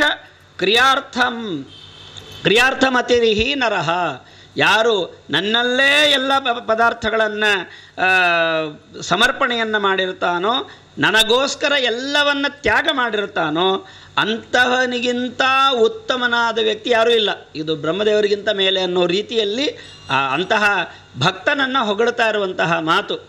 ಯಾರು ಬ್ರಹ್ಮದೇವರವರೆಗೂ ಬಂತು. ಬ್ರಹ್ಮದೇವರಿಗಿಂತ ಶ್ರೇಷ್ಠನಾದವರು ಇದ್ದಾರಾ ಅಂದರೆ ವಾಸ್ತವಿಕವಾಗಿಲ್ಲ. ಆದರೆ ಆ ಭಗವಂತನ ಭಕ್ತರ ಬಗ್ಗೆ ಒಂದು ಮಹಿಮೆಯನ್ನು ಹೇಳಲಿಕ್ಕೋಸ್ಕರ ಇವನಿಗಿಂತ ದೊಡ್ಡವನಾದವನು ಜಗತ್ತಲ್ಲಿ ಯಾರೂ ಇಲ್ಲ. ಯಾರು ಅಂತ ಹೇಳಿದರೆ, ಯಾರು ಸಮದರ್ಶಿಯಾಗಿದ್ದುಕೊಂಡು ನನಗೋಸ್ಕರ ಎಲ್ಲವನ್ನು ಬಿಟ್ಟು ಬಂದಿರ್ತಾನೋ ಅವನು ಶ್ರೇಷ್ಠನಾಗಿದ್ದಾನೆ. ಆದ್ದರಿಂದ ಮನಸ ಎಲ್ಲ ಭೂತಗಳಲ್ಲಿರುವಂತಹ ಪರಮಾತ್ಮನನ್ನು ನಾವು ನಮಸ್ಕಾರ ಮಾಡಬೇಕಂತ ಪ್ರತಿನಿತ್ಯ. ಮಧ್ವಾಚಾರ್ಯರು ಮನೆಯಲ್ಲಿರುವಂತಹ ಪದಾರ್ಥಗಳಿಗೆಲ್ಲ ನಮಸ್ಕಾರ ಮಾಡಿದರು ಅಂತ ನಾವು ಕೇಳ್ತೇವೆ. ಹಾಗೆ ಎಲ್ಲ ಕಡೆ ಪರಮಾತ್ಮನನ್ನು ಕಂಡು ನಾವು ನಮಸ್ಕಾರ ಮಾಡಬೇಕು. ಹೀಗೆ ಭಕ್ತಿಯೋಗ ಈ ರೀತಿಯಾಗಿ ಇದೆ ಅಂತ ಹೇಳ್ತಾ, ಕಾಲನಾಮಕ ಪರಮಾತ್ಮ ಅವನು ಎಲ್ಲ ಕಡೆ ಇದ್ದಾನೆ. ಕಾಲ ಎಲ್ಲಿಲ್ಲ, ಸಮಯ ಅನ್ನೋದು ಎಲ್ಲಿಲ್ಲ, ಎಲ್ಲ ಕಡೆ ಇದೆ. ಆ ಕಾಲನಾಮಕ ಪರಮಾತ್ಮ ಬೇರೆ ಯಾರೂ ಅಲ್ಲ, ವಿಷ್ಣುವೇ ಕಾಲನಾಮಕನಾಗಿದ್ದಾನೆ. ಅವನಿಗೆ ದ್ವೇಷ್ಯರು ಅಂತ ಯಾರೂ ಇಲ್ಲ, ಅತೀ ಕರುಣೆ ಉಳ್ಳ ಅವನಿಗೆ ಕರುಣಾಪಾತ್ರರು ಅಂತ ಯಾರಿಲ್ಲ, ಬಂಧುಗಳು ಅಂತಿಲ್ಲ, ಯಾರೂ ಇಲ್ಲ. ಅವನಿಗೆ ಎಲ್ಲವನ್ನ ತ್ಯಾಗ ಮಾಡಿದವ, ಆದರೆ ಎಲ್ಲರ ಕಡೆ ಎಲ್ಲರ ಒಳಗೆ ತಾನು ಇರುವಂತಹವನು ಅಂತ ಹೇಳಿ, ಆ ಜಗತ್ತಿನಲ್ಲಿ ಏನೇನು ಕೆಲಸ ಆಗ್ತಾ ಇದೆಯೋ ಹಿಂದೆ ಹೇಳಿದ ಹಾಗೆ ನನ್ನ ಭಯದಿಂದಲೇ ಪರಮಾತ್ಮನಿಗೆ ಹೆದರಿಕೊಂಡೇ ಎಲ್ಲರೂ ತಮ್ಮ ತಮ್ಮ ಕೆಲಸವನ್ನು ಮಾಡ್ತಾ ಇದ್ದಾನೆ. ಸೂರ್ಯ ಬೆಳಕು ಕೊಡೋದು, ಅಗ್ನಿ ಸುಡುವಂತಹದ್ದು ಎಲ್ಲವೂ ಕೂಡ ನಡೀತಾ ಇದೆ. ಕೊನೆಗೆ ದೇವತೆಗಳು ಮಾಡುವ ಸೃಷ್ಟಿ ಸ್ಥಿತಿ ಲಯಾದಿಗಳು ಕೂಡ ನನ್ನಿಂದಲೇ ನಡೀತಾ ಇದೆ ಅಂತ ಅದು ಕಾಲನಾಮಕ ಪರಮಾತ್ಮನ ಒಂದು ಮಹಿಮೆ ಹೀಗಿದೆ ಅಂತ ತಿಳಿಸಿಕೊಡ್ತಾ, ಅದನ್ನೇ ಮತ್ತೆ ಪರಮಾತ್ಮ ಮುಂದೆ ಹೇಳ್ತಾ ಇದ್ದಾನಂತೆ, ಯಮ್ಯಮರ್ಥಂ ಉಪಾದತ್ತೆ. ಇದು ಭಕ್ತಿಯೋಗದಾಯಿತು. ಇನ್ನು ಮುಂದೆ ವೈರಾಗ್ಯವನ್ನು ತಂದುಕೊಡಲಿಕ್ಕೋಸ್ಕರ ಜೀವ ಹುಟ್ಟಿದಾರಭ್ಯ ಮರಣ ಪರ್ಯಂತ ಮತ್ತೆ ಹುಟ್ಟಿ ಬರುವಷ್ಟರಲ್ಲಿ ಏನೆಲ್ಲ ದುಃಖಗಳನ್ನು ಕಷ್ಟಗಳನ್ನು ಅನುಭವಿಸ್ತಾನೆ ಅನ್ನೋದನ್ನು ನಿರೂಪಣೆ ಮಾಡ್ತಾ ಇದ್ದಾನೆ ಕಪಿಲನಾಮಕ ಪರಮಾತ್ಮ. ವೈರಾಗ್ಯವನ್ನು ಸಂಪಾದನೆ ಮಾಡಲಿಕ್ಕೋಸ್ಕರ ಹೇಳ್ತಾನೆ, ಭಗವಂತ ಜೀವರು ಏನೇನೆಲ್ಲ ಪದಾರ್ಥಗಳನ್ನು ಬಯಸ್ತಾರೋ ತಂ ಧುನೋತಿ. ಯಾವುದಕ್ಕೋಸ್ಕರ ಅವನು ಹೊಡೆದಾಡ್ತಾ ಇರ್ತಾನೋ ಅವನು ಬಯಸಿದಂತಹ ಪದಾರ್ಥಗಳನ್ನು ನಾಶ ಮಾಡಿಬಿಡ್ತಾನಂತ ಪರಮಾತ್ಮ. ಯಾಕೆ ಅಂದರೆ ಅವನಿಗೆ ವೈರಾಗ್ಯವನ್ನು ಹುಟ್ಟಿಸಬೇಕು ಅಂತ. ಆದರೆ ಅವನಿಗೆ ಗೊತ್ತಾಗೋದಿಲ್ಲ, ನನ್ನ ಪದಾರ್ಥ ನಾನು ಇಷ್ಟಪಟ್ಟಿದ್ದನ್ನು ಪರಮಾತ್ಮ ದೂರ ಮಾಡಿದ ಅಂತ ಇನ್ನೂ ಭಗವಂತನ ಮೇಲೆ ಬೇಸರ ಮಾಡಿಕೊಂಡು ಅವನನ್ನು ಬೈತಾ ಇರ್ತೇವೆ ನಾವು. ಆದ್ದರಿಂದ ಹೇಳ್ತಾನಂತೆ, ಯದಧ್ರುವಸ್ಯ ದೇಹಸ್ಯ ಸಾನುಬಂಧಸ್ಯ ಧುರ್ಮತಿ. ಈ ದೇಹ ಅಧ್ರುವ, ಧ್ರುವ ಅಲ್ಲ, ಗಟ್ಟಿಯಾದದ್ದಲ್ಲ, ಶಾಶ್ವತ ಅಲ್ಲ. ಆದರೂ ಕೂಡ ಮೋಹದಿಂದ ಮನೆ ವಸ್ತುಗಳು ಎಲ್ಲದರ ಬಗ್ಗೆ ಭಾರೀ ಮೋಹವನ್ನು, ಅವುಗಳು ಶಾಶ್ವತವಾಗಿ ಇದ್ದವೇ ಅಂತ ಇವ ತಿಳ್ಕೊಂಡು ತಾನು ವ್ಯವಹಾರವನ್ನು ಮಾಡ್ತಾನಂತೆ. ಶರೀರದ ಮೇಲೆ ಎಂತಹ ಅಭಿಮಾನ ಜೀವನಿಗೆ ಅಂತ ಹೇಳ್ತಾರೆ, ನರಕಸ್ಥೋಪಿ ದೇಹಂ ವೈ ನಪುಮಾಂಸ್ತ್ಯಕ್ತುಮಿಚ್ಛತಿ. ನರಕದಲ್ಲಿ ಆ ಶರೀರದಿಂದ ಒದ್ದಾಡ್ತಾ ಇರ್ತಾನೆ, ಭಾರೀ ವಿಧವಾದ ವೇದನೆಗಳನ್ನು ಅನುಭವಿಸ್ತಾ ಇರ್ತಾನೆ. ಅಷ್ಟೆಲ್ಲ ಅನುಭವಿಸ್ತಾ ಇದ್ದರೂ ಕೂಡ ಆಯ್ತು ಈ ಶರೀರ ಬಿಡ್ತೀಯ ಅಂದರೆ ಇಲ್ಲ ನನಗೆ ಇದು ಶರೀರ ಬೇಕು ಅಂತ. ಎಷ್ಟು ದುಃಖಗಳನ್ನು ಆ ಶರೀರದಿಂದ ಅನುಭವಿಸಿಯೂ ಆ ಶರೀರವನ್ನು ಬಿಡಲಿಕ್ಕೆ ಮಾತ್ರ ಇಷ್ಟಪಡೋದಿಲ್ಲಂತೆ. ಆದ್ದರಿಂದ ಅಂತಹವನು ಮೂಢಬುದ್ಧಿಯುಳ್ಳವರಾಗಿರ್ತಾನೆ. ಆದ್ದರಿಂದ ಕೊನೆಗೆ ಅವನು ತನ್ನ ಒಂದು ಕುಟುಂಬವನ್ನು ಪೋಷಣೆ ಮಾಡ್ತಾ ಮಾಡ್ತಾ ನಾನು ಬಹಳ ದೊಡ್ಡ ಸಾಧನೆ ಮಾಡ್ತಾ ಇದ್ದೇನೆ ಅಂತ ಅಂದ್ಕೊಳ್ತಾನೆ. ಆ ಕುಟುಂಬವನ್ನು ಪೋಷಣೆ ಮಾಡಲಿಕ್ಕೆ ನಿತ್ಯ ಕರ್ಮಗಳನ್ನು ಮಾಡ್ತಾನೆ. ಆ ಮಾಡುವ ಕರ್ಮಗಳಲ್ಲಿ ಸಾತ್ವಿಕ ರಾಜಸ ತಾಮಸ ಭಾವನೆಯೇ ಇಲ್ಲದೆ ಎಲ್ಲ ವಿಧವಾದಂತಹ ಕರ್ಮಗಳನ್ನು ಮಾಡ್ತಾನೆ. ಸ್ತ್ರೀಯರಿಗೆ ಮೋಹಿತನಾಗ್ತಾನೆ. ಎಲ್ಲ ಇಂದ್ರಿಯಗಳನ್ನು ವಿಷಯ ಪದಾರ್ಥಗಳಲ್ಲಿ ಹರಿದು ಬಿಡ್ತಾನೆ. ಯಾರ್ಯಾರೋ ಏನೇನೋ ಮಾತಾಡುವಂತಹದ್ದು, ಯಾವುದ್ಯಾವುದೋ ಮಾತುಗಳು, ಅದಕ್ಕೆಲ್ಲ ಮೋಹಿತನಾಗಿ ಅವನು ಬಹಳ ದುಃಖವನ್ನು ಹೊಂದುತ್ತಾನೆ. ಯಾವುದರಿಂದ ದುಃಖ ಬಂತೋ ಆ ದುಃಖವನ್ನು ಪರಿಹಾರ ಮಾಡಿಕೊಂಡು ಏನು ಬರೋ ಸುಖ ಇದೆಯಲ್ಲ, ಆ ಸುಖ ದುಃಖನೇ ಅದನ್ನು ಮತ್ತೆ ಸುಖ ಅಂತ ಅಂದ್ಕೊಂಡು ಮೋಹಿತನಾಗೆ ಇರ್ತಾನೆ. ಮತ್ತು ಕುಟುಂಬವನ್ನು ಭರಣ ಮಾಡಲಿಕ್ಕೆ ಸಂಪತ್ತು ಬೇಕು. ಸಂಪತ್ತು ಹೇಗೆ ಸಂಪಾದನೆ ಮಾಡಬೇಕು? ಯಾರೋ ಒಬ್ಬರಿಗೆ ಹಿಂಸೆ ಮಾಡಬೇಕು, ಯಾರೋ ಒಬ್ಬರಿಂದ ಏನಾದರೂ ತೊಂದರೆ ಮಾಡಬೇಕು. ಇನ್ನೊಬ್ಬರಿಗೆ ತೊಂದರೆ ಮಾಡಿ ಹಿಂಸೆಯಿಂದ ಅವನು ದುಡ್ಡನ್ನು ಸಂಪಾದನೆ ಮಾಡ್ತಾನೆ. ಆ ದುಡ್ಡಿನಿಂದ ತನ್ನ ಇಡೀ ಕುಟುಂಬವನ್ನು ಪೋಷಣೆಯನ್ನು ಮಾಡಿ ಅವನು ಕೊನೆಗೆ ಅಧಪ್ಪತನವನ್ನು ಹೊಂತಾನೆ. ಯಾಕೆ ಅಧಪ್ಪತನ ಅಂತ ಹೇಳಬೇಕು ಅಂದರೆ ಅದನ್ನು ನಿರೂಪಣೆ ಮಾಡ್ತಾನೆ ಪರಮಾತ್ಮ. ಕೆಲಸ ಮಾಡ್ತಾ ಇರ್ತಾನೆ, ಕೆಲಸ ಹೋಗುತ್ತೆ. ಕೆಲಸ ಕಳ್ಕೊಂಡ ಅಂದರೆ ಏನು ಮಾಡಬೇಕು? ಕುಟುಂಬವನ್ನು ಧಾರಣೆ ಮಾಡಬೇಕು. ಅದಕ್ಕೇನು ಮಾಡ್ತಾನೆ? ಪರಾರ್ಥೇ ಕುರುತೆ ಸ್ಪೃಹ, ಇನ್ನೊಬ್ಬರ ಸಂಪತ್ತಿನ ಮೇಲೆ, ತನ್ನದಲ್ಲದೇ ಇರೋ ಸಂಪತ್ತಿನ ಮೇಲೆ ಆಸೆಯನ್ನು ಮಾಡ್ತಾನೆ. ಆವಾಗ ಪ್ರಯತ್ನ ಪಡ್ತಾನೆ, ಎಷ್ಟೆಷ್ಟೋ ಆಸೆ ಮಾಡ್ತಾನೆ, ಇನ್ನೊಬ್ಬರ ಸಂಪತ್ತು ಸಿಗೋದಿಲ್ಲ, ತಾನೂ ಸಂಪತ್ತು ಸಂಪಾದನೆ ಮಾಡಲಿಕ್ಕಾಗೋದಿಲ್ಲ, ಶರೀರದಲ್ಲಿ ಶಕ್ತಿ ಕಳ್ಕೊಳ್ತಾನೆ. ಕೊನೆಗೆ ಛಾಯನ್ ಶ್ವಸತಿ ಮೂಢದೀಹಿ, ನಿಟ್ಟುಸಿರು ಬಿಟ್ಟು ಸುಮ್ಮನೆ ಒಂದು ಕಡೆ ಕೂಡ್ತಾನೆ. ತನ್ನ ಕುಟುಂಬವನ್ನು ಸರಿಯಾಗಿ ನಿರ್ವಹಣೆ ಮಾಡಲಿಕ್ಕಾಗಲಿಲ್ಲ ಅಂತ ಹೇಳಿ ಬಹಳ ದುಃಖ ಪಡ್ತಾನೆ. ಕೊನೆಗೆ ಅವನ ಹೆಂಡತಿ ಮಕ್ಕಳು ಎಲ್ಲರೂ ಕೂಡ ಅವನನ್ನು ತುಂಬ ತುಚ್ಛವಾಗಿ ನೋಡಲಿಕ್ಕೆ ಪ್ರಾರಂಭವನ್ನು ಮಾಡ್ತಾರೆ ಅಂತ ಹೇಳಿ ಅವನ ಮುಂದಿನ ಅವಸ್ಥೆ ಹೇಗಿರ್ತದೆ ಅನ್ನೋದನ್ನು ಬಹಳ ಮಾರ್ಮಿಕವಾಗಿ ಪರಮಾತ್ಮ ನಿರೂಪಣೆಯನ್ನು ಮಾಡ್ತಾನಂತೆ. ಅಲ್ಪಾಹಾರೋ ಅಲ್ಪಚೇಷ್ಟಿತ, ಹೆಚ್ಚು ಯಾರನ್ನು ತಾನು ಸಾಕಿದ್ನೋ ಈಗ ಅವರಿಂದ ತಾನು ಸಾಕಲ್ಪಡಬೇಕಾದಂತಹ ಅವಸ್ಥೆ ಬಂದಿರ್ತದೆ. ಯಾವಾಗ ನಾನು ಮರಣ ಹೊಂದುತ್ತೇನೋ ಅನ್ನುವ ಭಾವನೆಯಲ್ಲಿ ಆ ವ್ಯಕ್ತಿ ಇರ್ತಾನಂತೆ. ಬೇಡವಾದಂತಹ ಅನಾರೋಗ್ಯಗಳು ಬರ್ತವೆ, ಕಫ ವಾತಗಳೆಲ್ಲ ಸೇರಿಕೊಳ್ತದೆ, ಉಸಿರಾಡಲಿಕ್ಕೆ ಕಷ್ಟ ಆಗ್ತದೆ, ಕೆಮ್ಮುತ್ತಾ ಇರ್ತಾನೆ. ಹೀಗೆ ಎಲ್ಲ ಬಂಧುಗಳು ತನ್ನ ಸುತ್ತಲೂ ಸೇರಿರ್ತಾರೆ, ಅವರೆಲ್ಲ ಮಾತನಾಡಿಸ್ತಾ ಇರ್ತಾರೆ, ಮಾತನಾಡಲಿಕ್ಕೆ ಶಕ್ತಿ ಇವನಲ್ಲಿರೋದಿಲ್ಲ, ಸುಮ್ಮನೆ ಅವನು ಕೂತಿರ್ತಾನೆ. ಭಾರೀ ವೇದನೆ ಅಂತೆ. ಇನ್ನೇನು ಮರಣದ ಹತ್ತಿರ ಬಂದ ಹಾಗೆ ಯಮದೂತೌ ತದಾ ಪ್ರಾಪ್ತೌ ಭೀಮೌ, ಭಾರೀ ಉಗ್ರವಾದ ರೂಪದಿಂದ ಯಮನ ದೂತರು ಬರ್ತಾರೆ. ನಾವೆಲ್ಲ ಭಯಪಡಬೇಕಾದಿಲ್ಲ, ಇದನ್ನು ನಾವು ತಲೆ ಕೆಡಿಸ್ಕೊಳ್ಬೇಕಾದಿಲ್ಲ, ನಮಗೆ ಈ ಪ್ರಸಂಗಗಳೇ ಇಲ್ಲ ಅಂತ. ಭಾಗವತವನ್ನು ಕೇಳ್ತಾ ನಿತ್ಯ ಶ್ರವಣಾದಿಗಳಲ್ಲಿರುವಂತಹ ನಮಗೆ ಈ ಪ್ರಸಂಗಗಳೇ ಬರೋದಿಲ್ಲ. ಇದನ್ನೆಲ್ಲ ಹೇಳ್ತಾ ಇರುವಂತಹದ್ದು ಯಾರು ದುಷ್ಟರಿದ್ದಾರೆ, ಯಾರು ತಪ್ಪಾದ ಮಾರ್ಗವನ್ನು ಹಿಡಿದಾರೆ ಅವರಿಗೆ ಅಂತ. ವೈರಾಗ್ಯವನ್ನು ಕೇಳಲಿಕ್ಕೆ ಮನಸ್ಸು ದೃಢವಾಗಲಿ ಅಂತ ಹೀಗೆ ಹೇಳ್ತಾ ಇದ್ದೇನೆ. ನಮಗೂ ಸ್ವಲ್ಪ ಅಪ್ಲೈ ಆಗ್ತದೆ, ಇರಲಿ.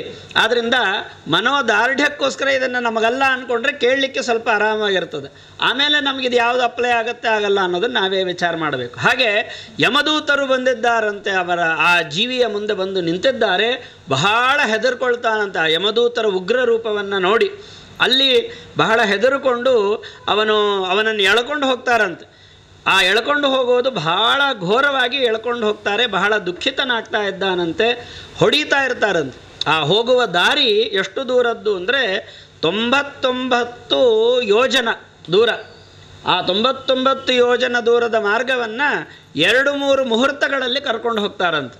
ಆ 2-3 ಮುಹೂರ್ತ ಬೇಗ ಹೋಗ್ಬಿಡ್ತೀವಿ ಅನ್ನೋ ಹಾಗಿಲ್ಲ, ಅದರಲ್ಲೂ ಕ್ರಮ ಇದೆ. ಅವರನ್ನು ಕಟ್ಟಿ ಎಳ್ಕೊಂಡು ಹೋಗ್ತಾ ಇರ್ತಾರೆ. ಬಿಸಿ ಬಿಸಿಯಾಗಿ ಕಾದಂತಹ ಉಸುಕು ಮರಳು, ಆ ಮರಳಿನ ಮೇಲೆ ಬೆಂಕಿ, ಮೇಲಿನಿಂದ ಸೂರ್ಯನ ಬಿಸಿಲು, ಅದರಲ್ಲಿ ದಾವಾಗ್ನಿ, ಹೀಗೆ ಎಲ್ಲ ಕಡೆಯಿಂದ ಸುಡುವಂತಹದ್ದು. ಇಷ್ಟರ ಜೊತೆಗೆ ಬೆನ್ನಿಗೆ ಚಡಿಯೇಟು. ಇಷ್ಟೆಲ್ಲ ಅವನು ದುಃಖವನ್ನು ಅನುಭವಿಸ್ತಾ ಹೋಗ್ತಾನಂತೆ. ಅಲ್ಲಿ ಕುಡಿಯಲಿಕ್ಕೆ ನೀರಿಲ್ಲ, ಇರಲಿಕ್ಕೆ ಸ್ಥಾನ ಇಲ್ಲ, ಅತೀ ಘೋರವಾದಂತಹ ಅವಸ್ಥೆಯಲ್ಲಿ ಹೋಗ್ತಾನೆ. ಮೂರ್ಛೆಗೊಳ್ತಾನೆ, ಬೀಳ್ತಾನೆ, ಏಳ್ತಾನೆ. ಕೊನೆಗೆ ಆ ನರಕಕ್ಕೆ, ಯಮನ ಒಂದು ಸ್ಥಾನಕ್ಕೆ ಬಂದು ತಲುಪಿದ್ದಾನಂತೆ. ಆವಾಗ ಬಂದ ಮೇಲೂ ಕೂಡ ಅಲ್ಲೂ ಏನೋ ಎಲ್ಲ ಮುಗೀತಪ್ಪ, ಕಷ್ಟ ಎಲ್ಲ ಆರಾಮಾಗಿ ಬಂದೆ ಅಂತಿಲ್ಲ. ಬಂದದ್ದೇ ಕಷ್ಟ ಅನುಭವಿಸ್ಲಿಕ್ಕೆ, ಇನ್ಮೇಲೆ ಶುರು. ಈಗ ಅನುಭವಿಸಿದ್ದೆಲ್ಲ ಸುಮ್ಮನೆ ಮಾರ್ಗ ಅಷ್ಟೇ. ನಿಜವಾಗಿಯೂ ದುಃಖ ಅನುಭವಿಸಲಿಕ್ಕೆ ಇನ್ಮೇಲೆ ಹೋಗಿದ್ದಾನವ. ಅಲ್ಲಿ ಬಹಳ ಘೋರವಾದಂತಹ ಒಂದು ಯಾತನೆಗಳನ್ನು ಅನುಭವಿಸ್ತಾನಂತೆ. ಅದು ಯಾತನಾ ದೇಹ, ಅದು ಅಂದರೆ ಅನುಭವಿಸ್ಲಿಕ್ಕಿರೋ ದೇಹನೇ ಅದು. ಅದನ್ನು ಎಷ್ಟು ತುಂಡು ಮಾಡಿರಿ, ಅದನ್ನು ಎಣ್ಣೆಯಲ್ಲಿ ಕರೀರಿ, ಬೇಯಿಸ್ರಿ, ಏನು ಮಾಡಿದರೂ ಆ ದೇಹ ನಾಶವೇ ಆಗೋದಿಲ್ಲ. ಅಂತಹ ಶರೀರ ಈ ಪಾಂಚಭೌತಿಕ ಶರೀರ ಅಲ್ಲ.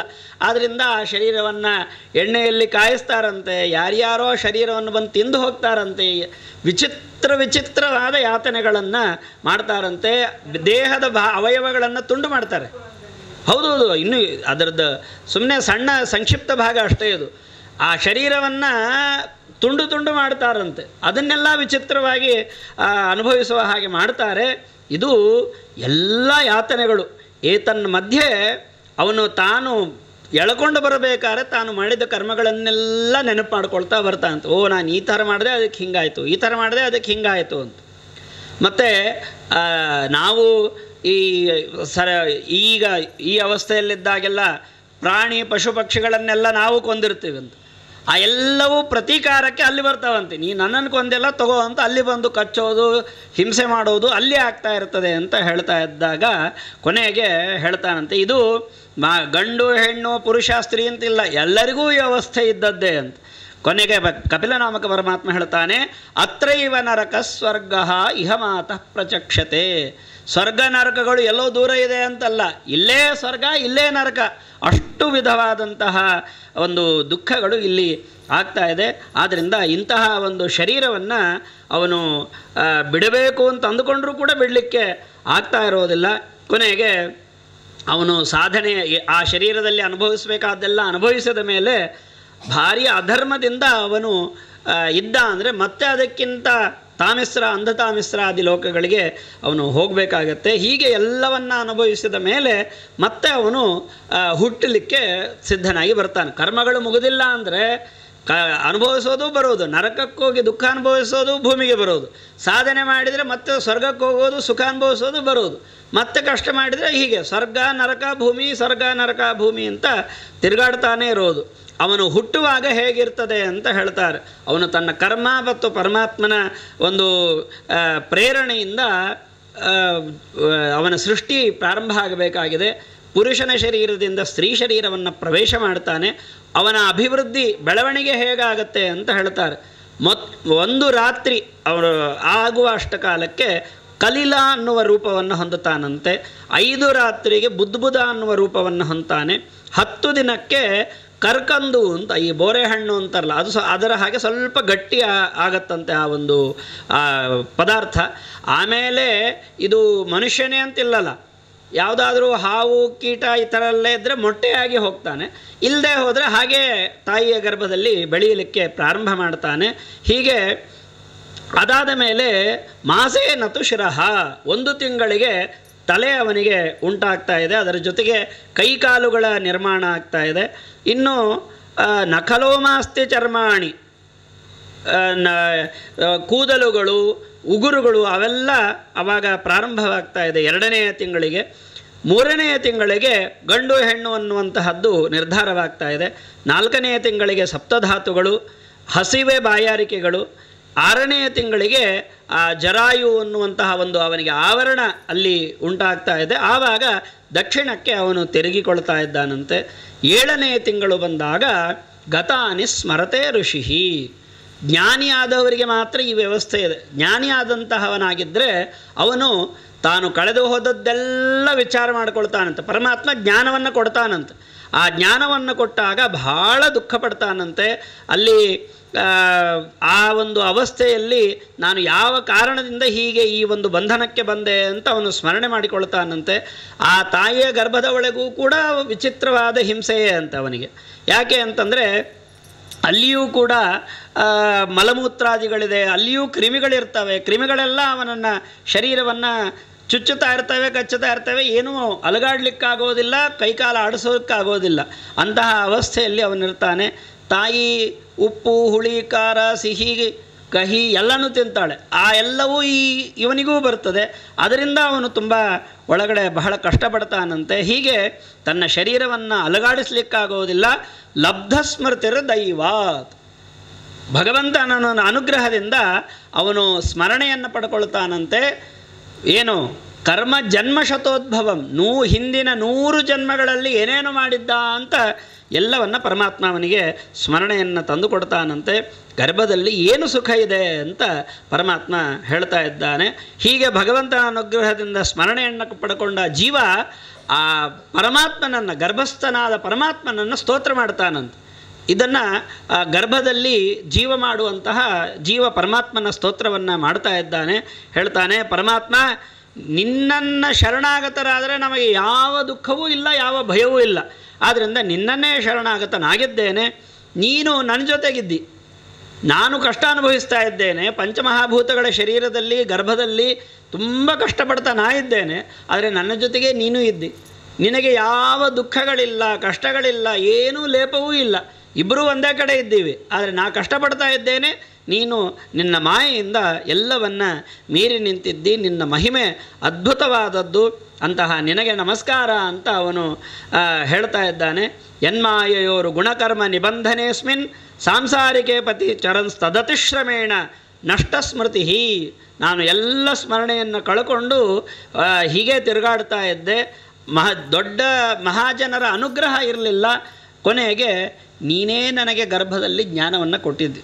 ಜ್ಞಾನವೇ ಕೊಟ್ಟಿರಲಿಲ್ಲ, ಸ್ಮರಣೆಯೇ ಇರಲಿಲ್ಲ ಅಂದರೆ ಹಾಗೆ ಹೋಗಿಬಿಡ್ತಾ ಇದ್ದೆ. ನೀನೇ ನನಗೆ ಜ್ಞಾನವನ್ನು ಕೊಡ್ತಿದ್ದಿ. ಆದ್ದರಿಂದ ಜ್ಞಾನವನ್ನು ಕೊಟ್ಟಿದ್ದರಿಂದ ಪ್ರಾರ್ಥನೆ ಮಾಡಿಕೊಳ್ತೇನೆ, ನಾನು ಈ ಶರೀರದಿಂದ ಹೋಗೋದಿಲ್ಲ ಅಂತ ಹೇಳ್ತಾನಂತವ.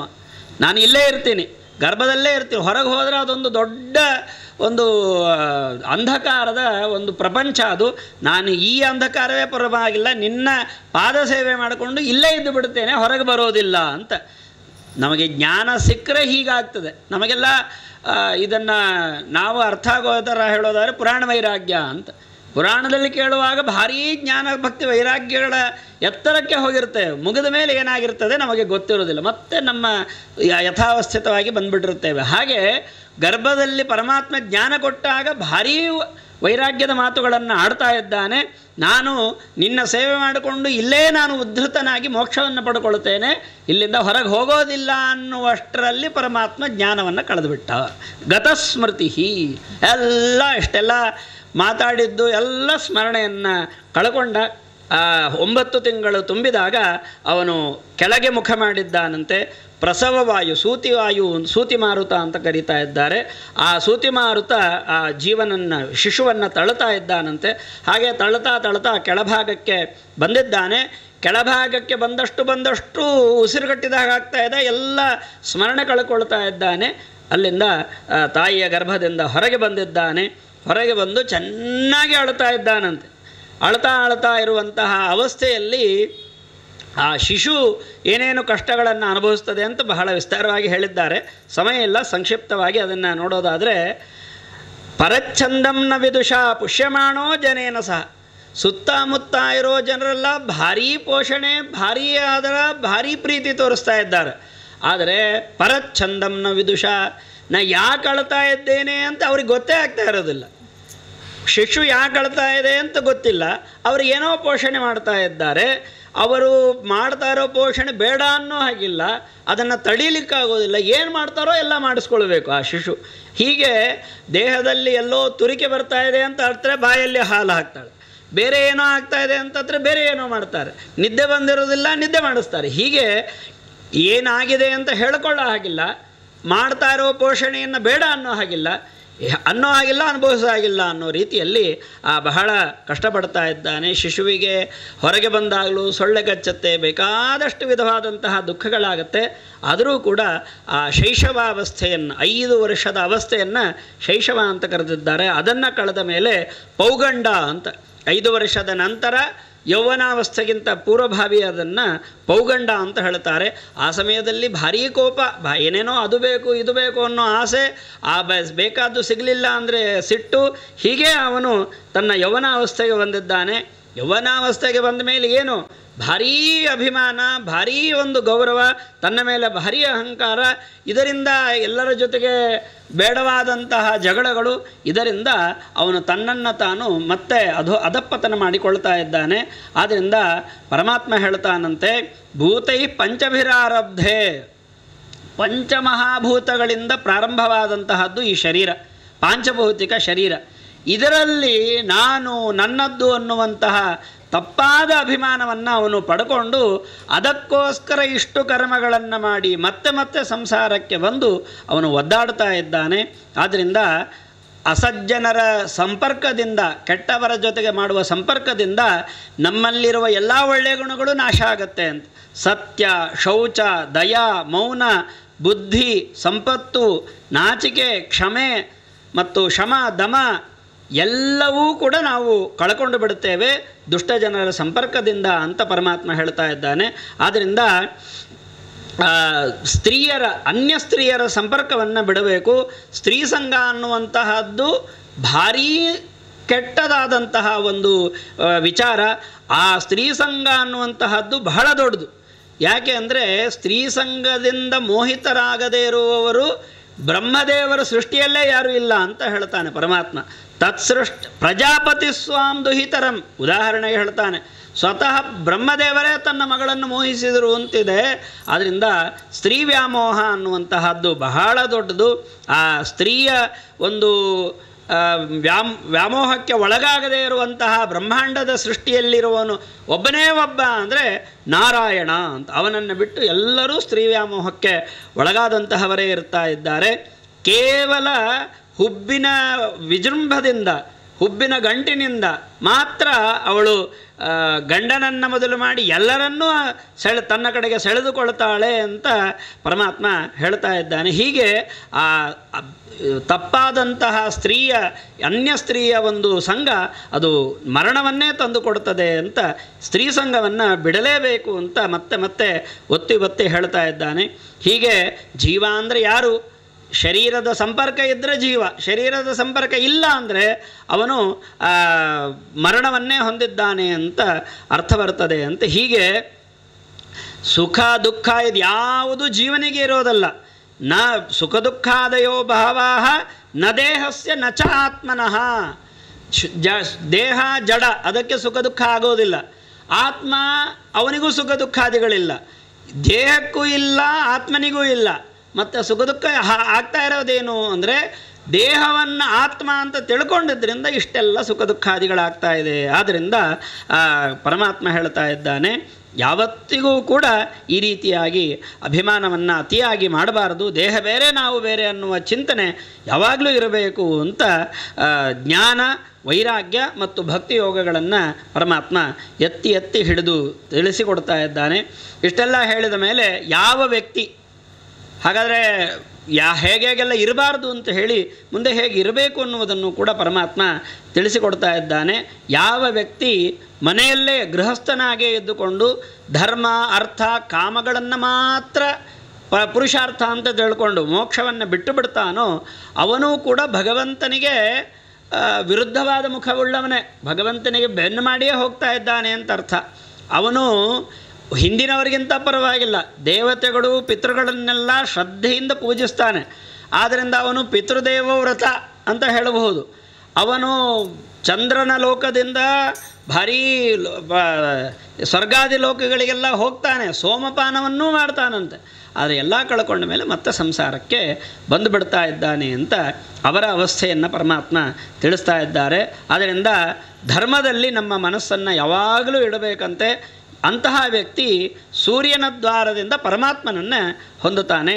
ಪರಮಾತ್ಮನನ್ನೇ ನಾವು ಯಾವಾಗ ಶರಣಾಗತರಾಗಿದ್ದೇವೋ ಆವಾಗ ಬ್ರಹ್ಮದೇವರ 2 ಪರಾರ್ಧ ಕಾಲ ಅಂತ ಹೇಳಿದ್ವಲ್ಲ, 2 ಪರಾರ್ಧ ಕಾಲ ಭಗವಂತನ ಜೊತೆಗೆ ನಾವು ವಾಸ ಮಾಡಬಹುದು. ಆ ರೀತಿಯಾದ ಸಾಧನೆಯನ್ನು ಮಾಡಬೇಕು ಅಂತ ಪ್ರಳಯ ಕಾಲದಲ್ಲಿ ಪರಮಾತ್ಮ ಹೇಗೆ ಜಗತ್ತನ್ನು ನಿಯಮನ ಮಾಡ್ತಾನೆ ಅನ್ನುವುದನ್ನು ಕೂಡ ಹೇಳ್ತಾ ಇದ್ದಾರೆ. ಬ್ರಹ್ಮದೇವರು ಕೂಡ ಕಾಲನಾಮಕ ಪರಮಾತ್ಮನಿಗೆ ಶರಣಾಗತರಾಗಿದ್ದಾಗ ಪರಮಾತ್ಮ ಎಲ್ಲವನ್ನು ತನ್ನ ಉದರದಲ್ಲಿ ಇಟ್ಟುಕೊಂಡು ಇದ್ದಾನಂತೆ. ಆವಾಗ ಎಲ್ಲ ಕಡೆ ಭಗವಂತ ಸೇರಿಕೊಂಡಿದ್ದಾನೆ. ಎಲ್ಲ ಪದಾರ್ಥಗಳಲ್ಲಿ ಪರಮಾತ್ಮ ಸೇರಿಕೊಂಡು ಅವೆಲ್ಲವನ್ನು ತನ್ನ ಉದರದಲ್ಲಿ ಇಟ್ಟುಕೊಂಡಿದ್ದಾನಂತೆ. ಆದ್ದರಿಂದ ಕಪಿಲನಾಮಕ ಪರಮಾತ್ಮ ತಾಯಿಗೆ ಉಪದೇಶವನ್ನು ಕೊಡ್ತಾ ಇದ್ದಾನೆ. ಆದ್ದರಿಂದ ಎಲ್ಲ ಭೂತಗಳ ಹೃದಯ ಕಮಲದಲ್ಲಿ ನಾನು ಇದ್ದೇನೆ, ನೀನು ನನ್ನನ್ನೇ ಶರಣು ಹೊಂದು ಅಂತ ಮತ್ತೆ ಮತ್ತೆ ಹೇಳ್ತಾ ಇದ್ದಾನೆ. ಹೀಗೆ ಹೇಳಿ ನಿತ್ಯ ಸಂಸಾರಿಗಳು ಬಹಳ ಕಷ್ಟಪಡ್ತಾ ಇದ್ದಾರೆ. ಮತ್ತೆ ಮತ್ತೆ ಸಾಧನೆ ಮಾಡ್ತಾರೆ, ಪುಣ್ಯ ಮಾಡ್ತಾರೆ, ಮತ್ತೆ ಅವರು ಅದೇ ಲೋಕಗಳನ್ನು ಹೊಂದುತ್ತಾ ಇದ್ದಾರೆ. ನೀನು ಹಾಗೆ ಮಾಡಬೇಡ, ಎಲ್ಲ ಸರ್ವಭಾವೇನ ಪರಮೇಷ್ಠಿನಂ ಭಜ ಅಂತ ಪರಮಾತ್ಮ ಮತ್ತೆ ಮತ್ತೆ ಉಪದೇಶ ಕೊಡ್ತಾ ಇದ್ದಾನೆ. ವಾಸುದೇವೇ ಭಗವತಿ ಭಕ್ತಿಯೋಗ ಪ್ರಚೋದಿತ. ಇಷ್ಟರವರೆಗೆ ನಾನು ಏನು ಮಾಡಿದ್ದೇನೆ ನಿನಗೆ ಅಂದರೆ ಭಗವಂತ ವಾಸುದೇವನಲ್ಲಿ ಭಕ್ತಿಯೋಗವನ್ನು ನಾನು ನಿನಗೆ ತಂದುಕೊಟ್ಟಿದ್ದೇನೆ. ಇದೇ ಯೋಗದ ಸಂಪೂರ್ಣ ಸಾರಾಂಶ. ಏತಾವಾನೇವ ಯೋಗೇನ ಸಮಗ್ರೇಣೇಹ ಯೋಗಿನಃ ಅಂತ ತಿಳಿಸಿಕೊಡ್ತಾ ಇದ್ದಾನೆ. ಇದನ್ನು ಶ್ರದ್ಧಾಭಕ್ತಿಗಳಿಂದ ಅಭ್ಯಾಸ ಮಾಡಬೇಕಂತೆ. ನಿಸ್ಸಂಗನಾಗಿರಬೇಕು, ವಿರಕ್ತನಾಗಿರಬೇಕು. ಇದನ್ನು ಗುಹ್ಯವಾದದ್ದು, ಬಹಳ ಗುಹ್ಯವಾದಂತಹ ಒಂದು ಜ್ಞಾನ ಇದು ಪ್ರಕೃತಿ ಪುರುಷರ ಒಂದು ವಿಷಯವನ್ನು ತಿಳಿಸಿಕೊಟ್ಟಿದ್ದೇನೆ. ಭಕ್ತಿಯ ಲಕ್ಷಣವನ್ನು ನಾನೆಲ್ಲ ಹೇಳಿದ್ದೇನೆ. ಆದ್ದರಿಂದ ಯಾರು ಈ ರೀತಿಯಾಗಿ ಭಕ್ತಿಯೋಗದಿಂದ ಪರಮಾತ್ಮನನ್ನು ಸಂತೋಷಪಡಿಸ್ತಾರೋ ಅವರು ಅವಶ್ಯವಾಗಿ ಪರಮಾತ್ಮನನ್ನು ಹೊಂದುತ್ತಾರೆ ಅಂತ ಹೇಳಿ 4 ವಿಧವಾದ ಭಕ್ತಿಯೋಗವನ್ನು ಹೇಳಿದ್ದೇನೆ. ಎಲ್ಲ ವಿಧವಾದಂತಹ ಕರ್ಮಗಳನ್ನು ಹೇಳಿದ್ದೇನೆ. ಇದನ್ನು ಯಾರಿಗೆ ಹೇಳಬಾರ್ದು, ಯಾರಿಗೆ ಹೇಳಬೇಕು? ಯಾರಿಗೆ ಹೇಳಬಾರ್ದು ಇದನ್ನು ಅಂತಂದರೆ, ಇದು ಖಲಾಯ, ದುಷ್ಟರಿಗೆ ಹೇಳಬಾರ್ದು. ಅಷ್ಟೇ ಅಲ್ಲ, ಅವಿನೀತಾಯ, ವಿನಯವೇ ಇಲ್ಲದೆ ಇರುವಂಥವರಿಗೆ ಹೇಳಬಾರ್ದು. ಏನು ಹೇಳಿದರೂ ಬಂಡೆಕಲ್ಲಿನ ಹಾಗೆ ಇರುವಂತಹ ಸ್ತಬ್ಧರಿಗೆ ಹೇಳಬಾರ್ದು. ಪರಮಾತ್ಮ ಬೇರೆ, ಅವನ ಪ್ರತಿಮೆಗಳು ಎಲ್ಲ ಕಡೆ ಬೇರೆ ಬೇರೆ ಅಂತ ತಿಳ್ಕೊಳ್ಳುವಂತಹವರಿಗೆ ಹೇಳಬಾರ್ದು. ಧರ್ಮ ಮಾಡ್ತೇನೆ ಅಂತ ತೋರಿಕೆಗೆ, ಡಂಬಾಚರಣೆಗೆ ಧರ್ಮ ಮಾಡುವಂತಹವರಿಗೆ ಹೇಳಬಾರ್ದು. ವಿಷಯದಲ್ಲೇ ಲೋಲುಪಲಾದವರಿಗೆ ಹೇಳಬಾರ್ದು. ಬರೀ ಮನೆ ಮನೆ ಮನೆ ಅಂತ ಇರುವಂತಹವರಿಗೂ ಹೇಳಬಾರ್ದು. ಅಭಕ್ತರಿಗೆ ಹೇಳಬಾರ್ದು. ನನ್ನ ಭಕ್ತರ ದ್ವೇಷಗಳಿಗೆ ಹೇಳಬಾರ್ದು. ಹಾಗಾದರೆ ಯಾರಿಗೆ ಹೇಳಬೇಕು ಅಂದರೆ, ಯಾರು ಶ್ರದ್ಧಾಭಕ್ತಿ ಉಳ್ಳವರಾಗಿರ್ತಾರೆ, ವಿನೀತರಾಗಿರ್ತಾರೆ, ಅಸೂಯೆ ಇರೋದಿಲ್ಲ, ಎಲ್ಲ ಭೂತಗಳಲ್ಲೂ ಕೂಡ ಮೈತ್ರಿಯನ್ನು ಮಾಡಿಕೊಂಡಿರ್ತಾರೆ, ಶ್ರವಣ ಮಾಡಬೇಕು ಅಂತ ಭಾರಿ ಆಸಕ್ತಿ ಉಳ್ಳವರಾಗಿರ್ತಾರೆ, ಮತ್ತು ಎಲ್ಲ ಕಡೆ ಹೊರಗೂ ಒಳಗೂ ನನ್ನನ್ನು ಕಾಣ್ತಾ ಇರ್ತಾರೆ.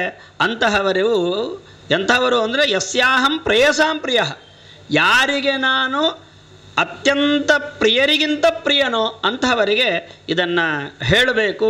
ಯಾರು ಇದನ್ನು ಕೇಳ್ತಾರೋ ಶ್ರದ್ಧೆಯಿಂದ, ಯೋವಾಭಿದತ್ತೆ, ಈ ಒಂದು ನಾನು ಹೇಳಿದ ಭಕ್ತಿಯೋಗ, ಜ್ಞಾನಯೋಗ, ವೈರಾಗ್ಯ ಯೋಗ, ಜ್ಞಾನಭಕ್ತಿ ವೈರಾಗ್ಯ ಯೋಗವನ್ನು ನಾನೇನು ಹೇಳಿದ್ದೇನೆ, ಅದು ಯಾರು ಶ್ರದ್ಧೆಯಿಂದ ಕೇಳ್ತಾರೋ ಅಥವಾ ಯಾರಿಗಾದರೂ ಹೇಳ್ತಾರೋ ಅವರು ಸಖ್ಯೇತಿ ಪದವೀಂ ಮಮ, ನನ್ನ ಪದವಿಯನ್ನೇ ಅವರು ಹೊಂದುತ್ತಾರೆ ಅಂತ ಹೇಳಿದ ಮೇಲೆ ಕೊನೆಯ ಅಧ್ಯಾಯದಲ್ಲಿ ಆ ಇಡೀ ಸ್ಕಂದದ ವಿಚಾರವನ್ನು, ಈಗ ಪ್ರಾರಂಭ ಮಾಡಿದ ವಿಚಾರವನ್ನು ಮುಗಿಸ್ತಾ ಇದ್ದಾರೆ. ಹೀಗೆ ಕಪಿಲನ ಮಾತನ್ನು ಕೇಳಿದಂತಹ ದೇವಹೂತಿ ಬಹಳ ತನ್ನ ಎಲ್ಲ ದುಃಖಗಳನ್ನೆಲ್ಲ ಕಳಕೊಂಡು ಪರಮಾತ್ಮನನ್ನು ಸ್ತೋತ್ರ ಮಾಡ್ತಾ ಇದ್ದಾಳೆ. ಚತುರ್ಮುಖ ಬ್ರಹ್ಮದೇವರು ಕೂಡ ನಿನ್ನ ಶರೀರವನ್ನು ಸ್ತೋತ್ರ ಮಾಡ್ತಾ ಇದ್ದಾರಪ್ಪ. ನನಗೊಂದು ಬಹಳ ಆಶ್ಚರ್ಯಕರವಾದ ವಿಷಯ ಏನು ಅಂದರೆ, ಇಡೀ ಬ್ರಹ್ಮಾಂಡವನ್ನು ನಿನ್ನ ಉದರದಲ್ಲಿ ಯಾವಾಗಲೂ ಇಟ್ಕೊಂಡಿರುವಂತಹ ನೀನು ನನ್ನ ಉದರದೊಳಗೆ ಹೇಗಪ್ಪ ಬಂದಿ ಅಂತ ಅವಳು ಕೇಳ್ತಾ ಇದ್ದಾಳಂತೆ. ಏವಂ ತ್ವಂ ಭೃತೋ ಮೇ ಜಠರೇಣ ನಾಥ, ನಾನು ನಿನ್ನನ್ನು ನನ್ನ ಹೊಟ್ಟೆಯಲ್ಲಿ ಧಾರಣೆ ಮಾಡಿದ್ದೆ ಅಂದರೆ ಅದು ನಿನ್ನ ಮಾಯೇ ನಿಜ, ಅದು ಬೇರೆ ಯಾರಿಗೂ ಕೂಡ ಸಾಧ್ಯವಾಗದೇ ಇರುವಂತಹದ್ದು ಅಂತ ಬಹಳ ಉದ್ಗಾರವನ್ನು ತೆಗಿತಾ ಇದ್ದಾಳಂತೆ. ಯನ್ನಾಮ ಧ್ಯೇಯ ಶ್ರವಣಾನುಕೀರ್ತನಾತ್, ಯಾರ ಹೆಸರನ್ನು ಯಾವ ಭಗವಂತನ ನಾಮವನ್ನು ಕೇಳೋದು, ಹೇಳೋದು, ಇದರಿಂದ ಸ್ಮರಣೆ ಮಾಡಿಕೊಳ್ಳೋದು, ಇದರಿಂದ ಶ್ವಾದೋಪಿ ಸದ್ಯಸ್ಸವನಾಯ ಕಲ್ಪತೆ, ಚಂಡಾಲನೂ ಕೂಡ ದೊಡ್ಡ ಸಾಧನೆ ಮಾಡಿಕೊಂಡಂತಹವನಾಗ್ತಾನೆ. ಇದು ಯಾವುದರಿಂದ? ನಿನ್ನ ನಾಮವನ್ನು ಕೇಳೋದು, ಹೇಳೋದು ಸ್ಮರಣೆಯಿಂದ. ಇನ್ನು ದರ್ಶನಾತ್, ನಿನ್ನನ್ನು ನಾನು ನೋಡ್ತಾ ಇದ್ದೇನೆ ಅಂದರೆ ನಾನು ಮಾಡಿದ ಸಾಧನೆ ಎಷ್ಟು ದೊಡ್ಡದು ಅಂತ ಮತ್ತೆ ಆ ಪರಮಾತ್ಮನನ್ನು ಸಂತೋಷಪಡಿಸ್ತಾ ಇದ್ದಾಳೆ. ನಿನ್ನನ್ನೇ ನಾನು ಶರಣಾಗತನಾಗಿದ್ದೇನೆ ಅಂತ ಆ ಭಗವಂತನಿಗೆ, ಕಪಿಲನಾಮಕ ಪರಮಾತ್ಮನಿಗೆ ನಮಸ್ಕಾರವನ್ನು ಮಾಡ್ತಾ ಇದ್ದಾಳೆ. ಆಗ ಪರಮಾತ್ಮನೂ ಕೂಡ ಹೇಳ್ತಾ ಇದ್ದಾನೆ, ನಾನು ಹೇಳಿದ ಮಾರ್ಗದಿಂದ ನೀನು ಎಲ್ಲ ವಿಧವಾದ ಸೇವೆಯನ್ನು ಮಾಡು, ನನ್ನ ಮಾತಿನಲ್ಲಿ ಶ್ರದ್ಧೆಯನ್ನು ಇಡು, ನಂಬಿಕೆಯನ್ನು ನೀನು ಇಡು, ಅದು ಎಲ್ಲ ಸಜ್ಜನರು ಅನುಸರಿಸಿಕೊಂಡು ಬಂದಂತಹ ಮಾರ್ಗ ಅಂತ ಹೀಗೆ ಪರಮಾತ್ಮ ತಾನು ಉಪದೇಶವನ್ನು ಮಾಡಿ ಅಲ್ಲಿಂದ ಅವಳಿಂದ ನಮಸ್ಕರಿಸಲ್ಪಟ್ಟವನಾಗಿ ಕಪಿಲನಾಮಕ ಪರಮಾತ್ಮ ಹೋಗ್ತಾ ಇದ್ದಾನೆ. ಅವಳು ಕೂಡ ಅವನು ಉಪದೇಶ ಮಾಡಿದಂತಹ ಮಾರ್ಗದಿಂದಲೇ ತನ್ನ ಆಶ್ರಮದಲ್ಲೇ ಇದ್ದುಕೊಂಡು ಸರಸ್ವತಿ ನದಿಯ ತೀರದಲ್ಲಿ ಸ್ನಾನಾದಿಗಳನ್ನು ಮಾಡಿಕೊಳ್ತಾ ಭಾರೀ ಯೋಗದ ತಪಸ್ಸನ್ನು ಮಾಡ್ತಾ ಇದ್ದಾಳಂತೆ. ಏನು ಕಪಿಲನಾಮಕ ಪರಮಾತ್ಮ ಹೇಳಿದ್ನೋ, ಉಪದೇಶ ಮಾಡಿದ್ನೋ ಎಲ್ಲವನ್ನು ಅವಳು ಚಿಂತನೆ ಮಾಡ್ತಾ ಇದ್ದಾಳಂತೆ. ಎಲ್ಲವನ್ನು ತ್ಯಾಗ ಮಾಡಿದ್ಲಂತೆ. ಅವಳು ತ್ಯಾಗ ಮಾಡಿದ್ದು ಹೆಂಗಿತ್ತು ಅಂತ ಹೇಳ್ತಾರೆ. ಅವಳಿಗೆ ಇದ್ದಂತಹ ಅದ್ಭುತವಾದ ಸಂಪತ್ತು ಏನು ಅಂತ ಹೇಳ್ತಾರೆ. ಅವಳು ಮಲಗುವ ಹಾಸಿಗೆ ಹಾಲಿನ ನೊರೆ ಇದ್ದ ಹಾಗೆ, ಅಷ್ಟು ಬಿಳಿ, ಅಷ್ಟು ಮೃದು, ಮತ್ತು ಆನೆಯ ದಂತದ ಬಂಗಾರಮಯವಾದ ಮಂಚಗಳಂತೆ, ಬಂಗಾರಮಯವಾದಂತಹ ಕುರ್ಚಿಗಳು, ಅದೇ ರೀತಿಯಾಗಿ ಗೋಡೆಯೆಲ್ಲ ರತ್ನಗಳಿಂದ ಖಚಿತವಾದಂತಹ ಗೋಡೆ, ಅಲ್ಲೊಂದು ಎಷ್ಟು ಕೇಳಿದಷ್ಟು ಏನು ಕೇಳಿದ್ದನ್ನು ಕೊಡುವ ಕಲ್ಪದ್ರುಮಗಳು, ಕಲ್ಪವೃಕ್ಷಗಳೇ ಆ ಒಂದು ವನದಲ್ಲಿ ಇದೆ.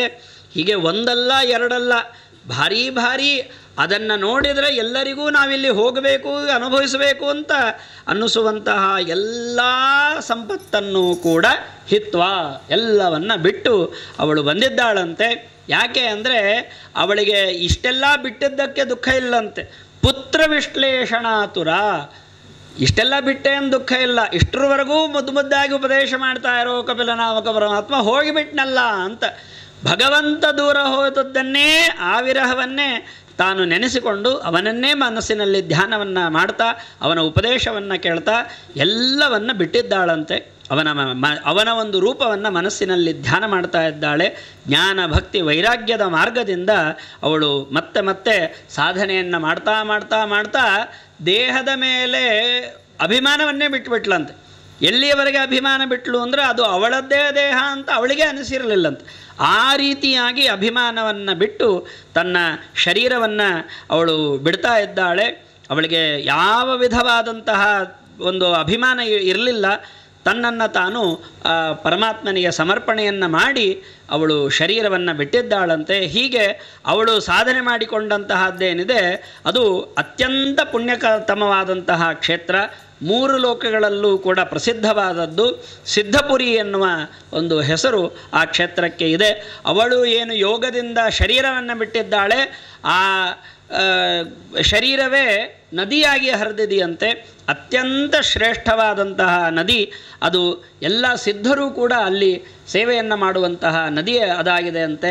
ಕಪಿಲನಾಮಕ ಪರಮಾತ್ಮನೂ ಕೂಡ ತಾನು ಅವಳನ್ನು ತಾಯಿಯನ್ನು ಸಮಾಧಾನಪಡಿಸಿ ಈಶಾನ್ಯ ದಿಕ್ಕನ್ನು ಕುರಿತು ತಾನು ಹೋಗಿದ್ದಾನೆ. ಅಲ್ಲಿ ಸಮುದ್ರ ರಾಜ ಅವನು ಅಲ್ಲಿ ಕಪಿಲನಾಮಕ ಪರಮಾತ್ಮ ಉಳ್ಕೊಳ್ಳಿಕ್ಕೆ ಸ್ಥಾನವನ್ನು ಕೊಟ್ಟಿದ್ದಾನೆ. ಸಿದ್ಧರು, ಚಾರಣರು, ಗಂಧರ್ವರು ಎಲ್ಲರೂ ಮತ್ತೆ ಮತ್ತೆ ಬಂದು ಅಲ್ಲಿ ಸೇವೆಯನ್ನು ಮಾಡ್ತಾ ಇದ್ದಾರೆ. ಹೀಗೆ ಆ ಪರಮಾತ್ಮ 3 ಲೋಕಗಳಿಗೆ ಮಂಗಳವಾಗಬೇಕು, ಲೋಕ ಕಲ್ಯಾಣಕ್ಕೋಸ್ಕರ ಅವನು ತಾನು ತನ್ನನ್ನೇ ಉಪಾಸನೆಯನ್ನು ಮಾಡ್ತಾ ಅಲ್ಲಿ ಅವನು ಧ್ಯಾನಮಗ್ನನಾಗಿ ಯೋಗದಿಂದ ಅವನು ಅಲ್ಲಿ ಇದ್ದಾನಂತೆ. ಹೀಗೆ ಮೈತ್ರೇಯರು ಹೇಳ್ತಾ ಇದ್ದಾರೆ, ವಿದುರ ನೀನು ಕೇಳಿದ ಪ್ರಶ್ನೆಗೆ ಇಷ್ಟೆಲ್ಲ ವಿಸ್ತಾರವಾಗಿ ನಾನು ಹೇಳಿದ್ದೇನೆ. ಕಪಿಲ ದೇವಹೂತಿಯರ ಸಂವಾದದವರೆಗೂ ಅತ್ಯಂತ ಪುಣ್ಯಕರವಾದಂತಹ ಚರಿತ್ರೆಯನ್ನು ನಾನು ನಿನಗೆ ಹೇಳಿದ್ದೇನೆ. ಯಾರು ಈ ಕಪಿಲನಾಮಕ ಪರಮಾತ್ಮನ ಉಪದೇಶವನ್ನು, ಕಪಿಲಗೀತೆಯನ್ನು ಕೇಳ್ತಾರೋ ಹೇಳ್ತಾರೋ ಅವರು ಮಾಹಾತ್ಮ್ಯ, ಇದು ಭಗವಂತನ ಮಾಹಾತ್ಮ್ಯ, ಅವರು ಪರಮಾತ್ಮನಲ್ಲೇ ಕೃತಧೀಹಿ, ಭಗವಂತನಲ್ಲೇ ಮನಸ್ಸು ಇಟ್ಟು ಆ ಪರಮಾತ್ಮನನ್ನೇ ಹೊಂದುತ್ತಾರೆ, ಅವನ ಲೋಕವನ್ನೇ ಅವರು ಹೊಂದುತ್ತಾರೆ. ಇದು ಅದ್ಭುತವಾದಂತಹ ಒಂದು ಕಪಿಲನಾಮಕ ಪರಮಾತ್ಮನ ಒಂದು ಗುಣವನ್ನು ತಿಳಿಸಿಕೊಡುವಂತಹ ಉಪದೇಶ ಇದು ಅಂತ ಮೈತ್ರೇಯರು ಹೀಗೆ ವಿಸ್ತಾರವಾದಂತಹ ಚರಿತ್ರೆಯನ್ನು ಇಷ್ಟು 34 ಅಧ್ಯಾಯಗಳಲ್ಲಿ 1423 ಶ್ಲೋಕಗಳಲ್ಲಿ ಇಷ್ಟು ವಿಸ್ತಾರವಾದ ಚರಿತ್ರೆ ವಿದುರನಿಗೆ ಮೈತ್ರೇಯರು ಉಪದೇಶ ಮಾಡಿದಂತಹ ಭಾಗ. ಅದು ಬಹಳ ಪ್ರಮೇಯಗಳಿಂದಲೇ ತುಂಬಿದಂತಹ ಸ್ಕಂಧ ಇದು ಅಂತ ಹೇಳಿದರೂ ಹೆಚ್ಚಿಲ್ಲ. ಮಧ್ಯದಲ್ಲಿ ವರಾಹಾವತಾರ ಅದು ಇದು ಅಂತ ಕಥೆಗಳು ಬಂದದ್ದು ಬಿಟ್ಟರೆ ಎಲ್ಲ ಸೃಷ್ಟಿಗಳು, ತತ್ವಗಳು, ಪ್ರಮೇಯಗಳನ್ನೇ ಹೆಚ್ಚು ನಿರೂಪಣೆ ಮಾಡಿದಂತಹ ಒಂದು ಸ್ಕಂಧ ಅದು ತೃತೀಯ ಸ್ಕಂಧ. ಅಂತಹ ತೃತೀಯ ಸ್ಕಂಧದ ಯಥಾಶಕ್ತಿ ಯಥಾಮತಿ ನಿರೂಪಣೆಯನ್ನು ಈ 12 ದಿವಸಗಳ ಕಾಲ ಮಾಡಿಸಿದ್ದಾರೆ. 12 ಸ್ಕಂಧಗಳ ಭಾಗವತವನ್ನು 12 ದಿವಸಗಳಂತೆ ಶ್ರವಣ ಮಾಡಬೇಕು ಅನ್ನುವಂತಹ ಒಂದು ದೊಡ್ಡ ದೀಕ್ಷೆ ಇದು.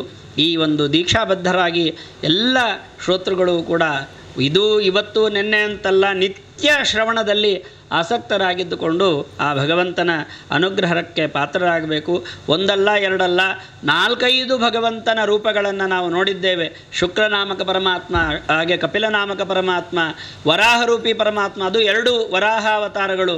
ಹೀಗೆ ಒಂದಲ್ಲ ಎರಡಲ್ಲ ಅನೇಕ ಪರಮಾತ್ಮನ ಅವತಾರಗಳನ್ನೆಲ್ಲ ನಾವು ನೋಡಿದ್ದೇವೆ. ಅವನು ಕೊಟ್ಟಂತಹ ಸಂದೇಶಗಳನ್ನು ಕೇಳಿದ್ದೇವೆ. ಈ ರೀತಿಯಾದಂತಹ ಒಂದು ಸೌಭಾಗ್ಯ ಅಷ್ಟು ಸರಳವಾಗಿ ಯಾರಿಗೂ ಸಿಗುವಂತಹದ್ದಲ್ಲ. ಅಂತಹ ಒಂದು ದೊಡ್ಡ ಸೌಭಾಗ್ಯ ಈ ಒಂದು 3ನೇ ಸ್ಕಂಧದ ಯಥಾಶಕ್ತಿ ಯಥಾಮತಿ ಅನುವಾದ ಅನ್ನೋದೇನಿದೆ ಅದು ಕೇವಲ ಗುರುಗಳ ಅನುಗ್ರಹ.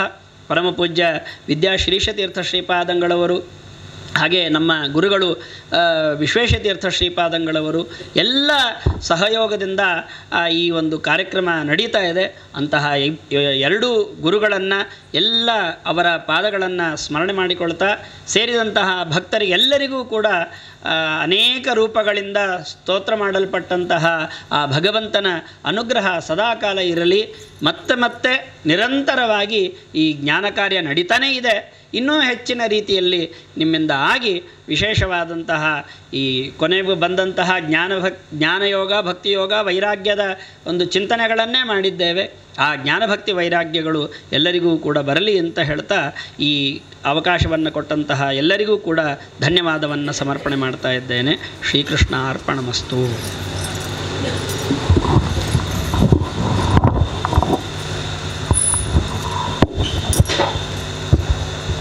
ಆಪಾದಮೌಳಿಪರ್ಯಂತಂ ಗುರುಣಾಂ ಆಕೃತಿಂ ಸ್ಮರೇತ್ ತೇನ ವಿಘ್ನಾಃ ಪ್ರಣಶ್ಯಂತಿ ಸಿದ್ಧ್ಯಂತಿ ಮನೋರಥಾಃ. ಪೂಜ್ಯ ಶ್ರೀಕಾಂತಾಚಾರ್ಯರು 12 ದಿವಸಗಳ ಕಾಲ ಈ ಭಾಗವತ ತೃತೀಯ ಸ್ಕಂಧದ ಪ್ರವಚನವನ್ನು ಮಾಡಿದ್ದಾರೆ. ಆಚಾರ್ಯರ ಆ ನಿರೂಪಣಾ ಶೈಲಿ ಅದ್ಭುತವಾದದ್ದು. ಪಾಠದಲ್ಲಾಗಲಿ ಪ್ರವಚನದಲ್ಲಾಗಲಿ ಅಷ್ಟು ಸ್ಫುಟವಾಗಿ ಎಲ್ಲರಿಗೂ ಕೂಡ ಮನಸ್ಸಿಗೆ ಮುಟ್ಟುವಂತೆ ವಿಷಯವನ್ನು ನಿರೂಪಣೆ ಮಾಡ್ತಾರೆ. ಅದರಲ್ಲೂ ಕೂಡ ಈ ತೃತೀಯ ಸ್ಕಂಧ ಅನೇಕ ಪ್ರಮೇಯಗಳನ್ನು ಹೊಂದಿರುವಂತಹ ಭಾಗ, ಕಠಿಣವಾದ ಭಾಗ. ಅಂತಹ ಭಾಗವನ್ನು ಈ 12 ದಿವಸ ಮುಗಿಸೋದಂದರೆ ಅದು ತುಂಬ ಕಷ್ಟ. ಅಷ್ಟು ವಿಷಯಗಳು ತುಂಬಿದೆ. ಅದು ದೊಡ್ಡ ಸ್ಕಂದವೂ ಕೂಡ ಇದು. ಅದನ್ನು ಕೂಡ ಆಚಾರ್ಯರು ಸಂಗ್ರಹ ಮಾಡಿ ಎಲ್ಲರಿಗೂ ಕೂಡ ಮನಸ್ಸಿಗೆ ಮುಟ್ಟುವಂತೆ ನಿರೂಪಣೆ ಮಾಡಿದ್ದಾರೆ. ಅಂತಹ ಆಚಾರ್ಯರಿಗೆ ಶ್ರೀ ವ್ಯಾಸತೀರ್ಥ ವಿದ್ಯಾಪೀಠ ಹಾಗೂ ಈ ವಿಶ್ವೇಶತೀರ್ಥ ಪ್ರತಿಷ್ಠಾನ ವತಿಯಿಂದಾಗಿ ಅನಂತ ಕೃತಜ್ಞತೆಗಳನ್ನು, ಧನ್ಯವಾದಗಳನ್ನು ಸಲ್ಲಿಸ್ತಾ ಈ ಸೇವಾಕರ್ತರಾಗಿರುವಂತಹ ಶೇಷಗಿರಿಯವರು ಫಲ ಸಮರ್ಪಣೆಯನ್ನು ಮಾಡಬೇಕು ಅಂತ ಕೇಳ್ಕೊಳ್ತೀನಿ. ಮಂಗಳಾತ್ಮ.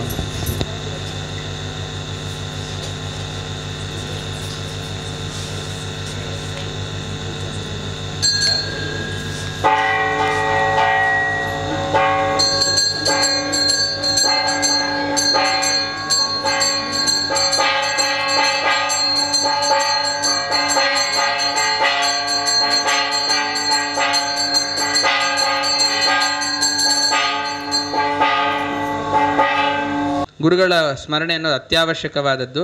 ಆ ದೃಷ್ಟಿಯಿಂದ ಆ ವಿದ್ಯಾರ್ಥಿ ತನ್ನ ಮತಿಗೆ ಅನುಗುಣವಾಗಿ ವಿಷಯವನ್ನು ನಿರೂಪಣೆ ಮಾಡ್ತಾನೆ.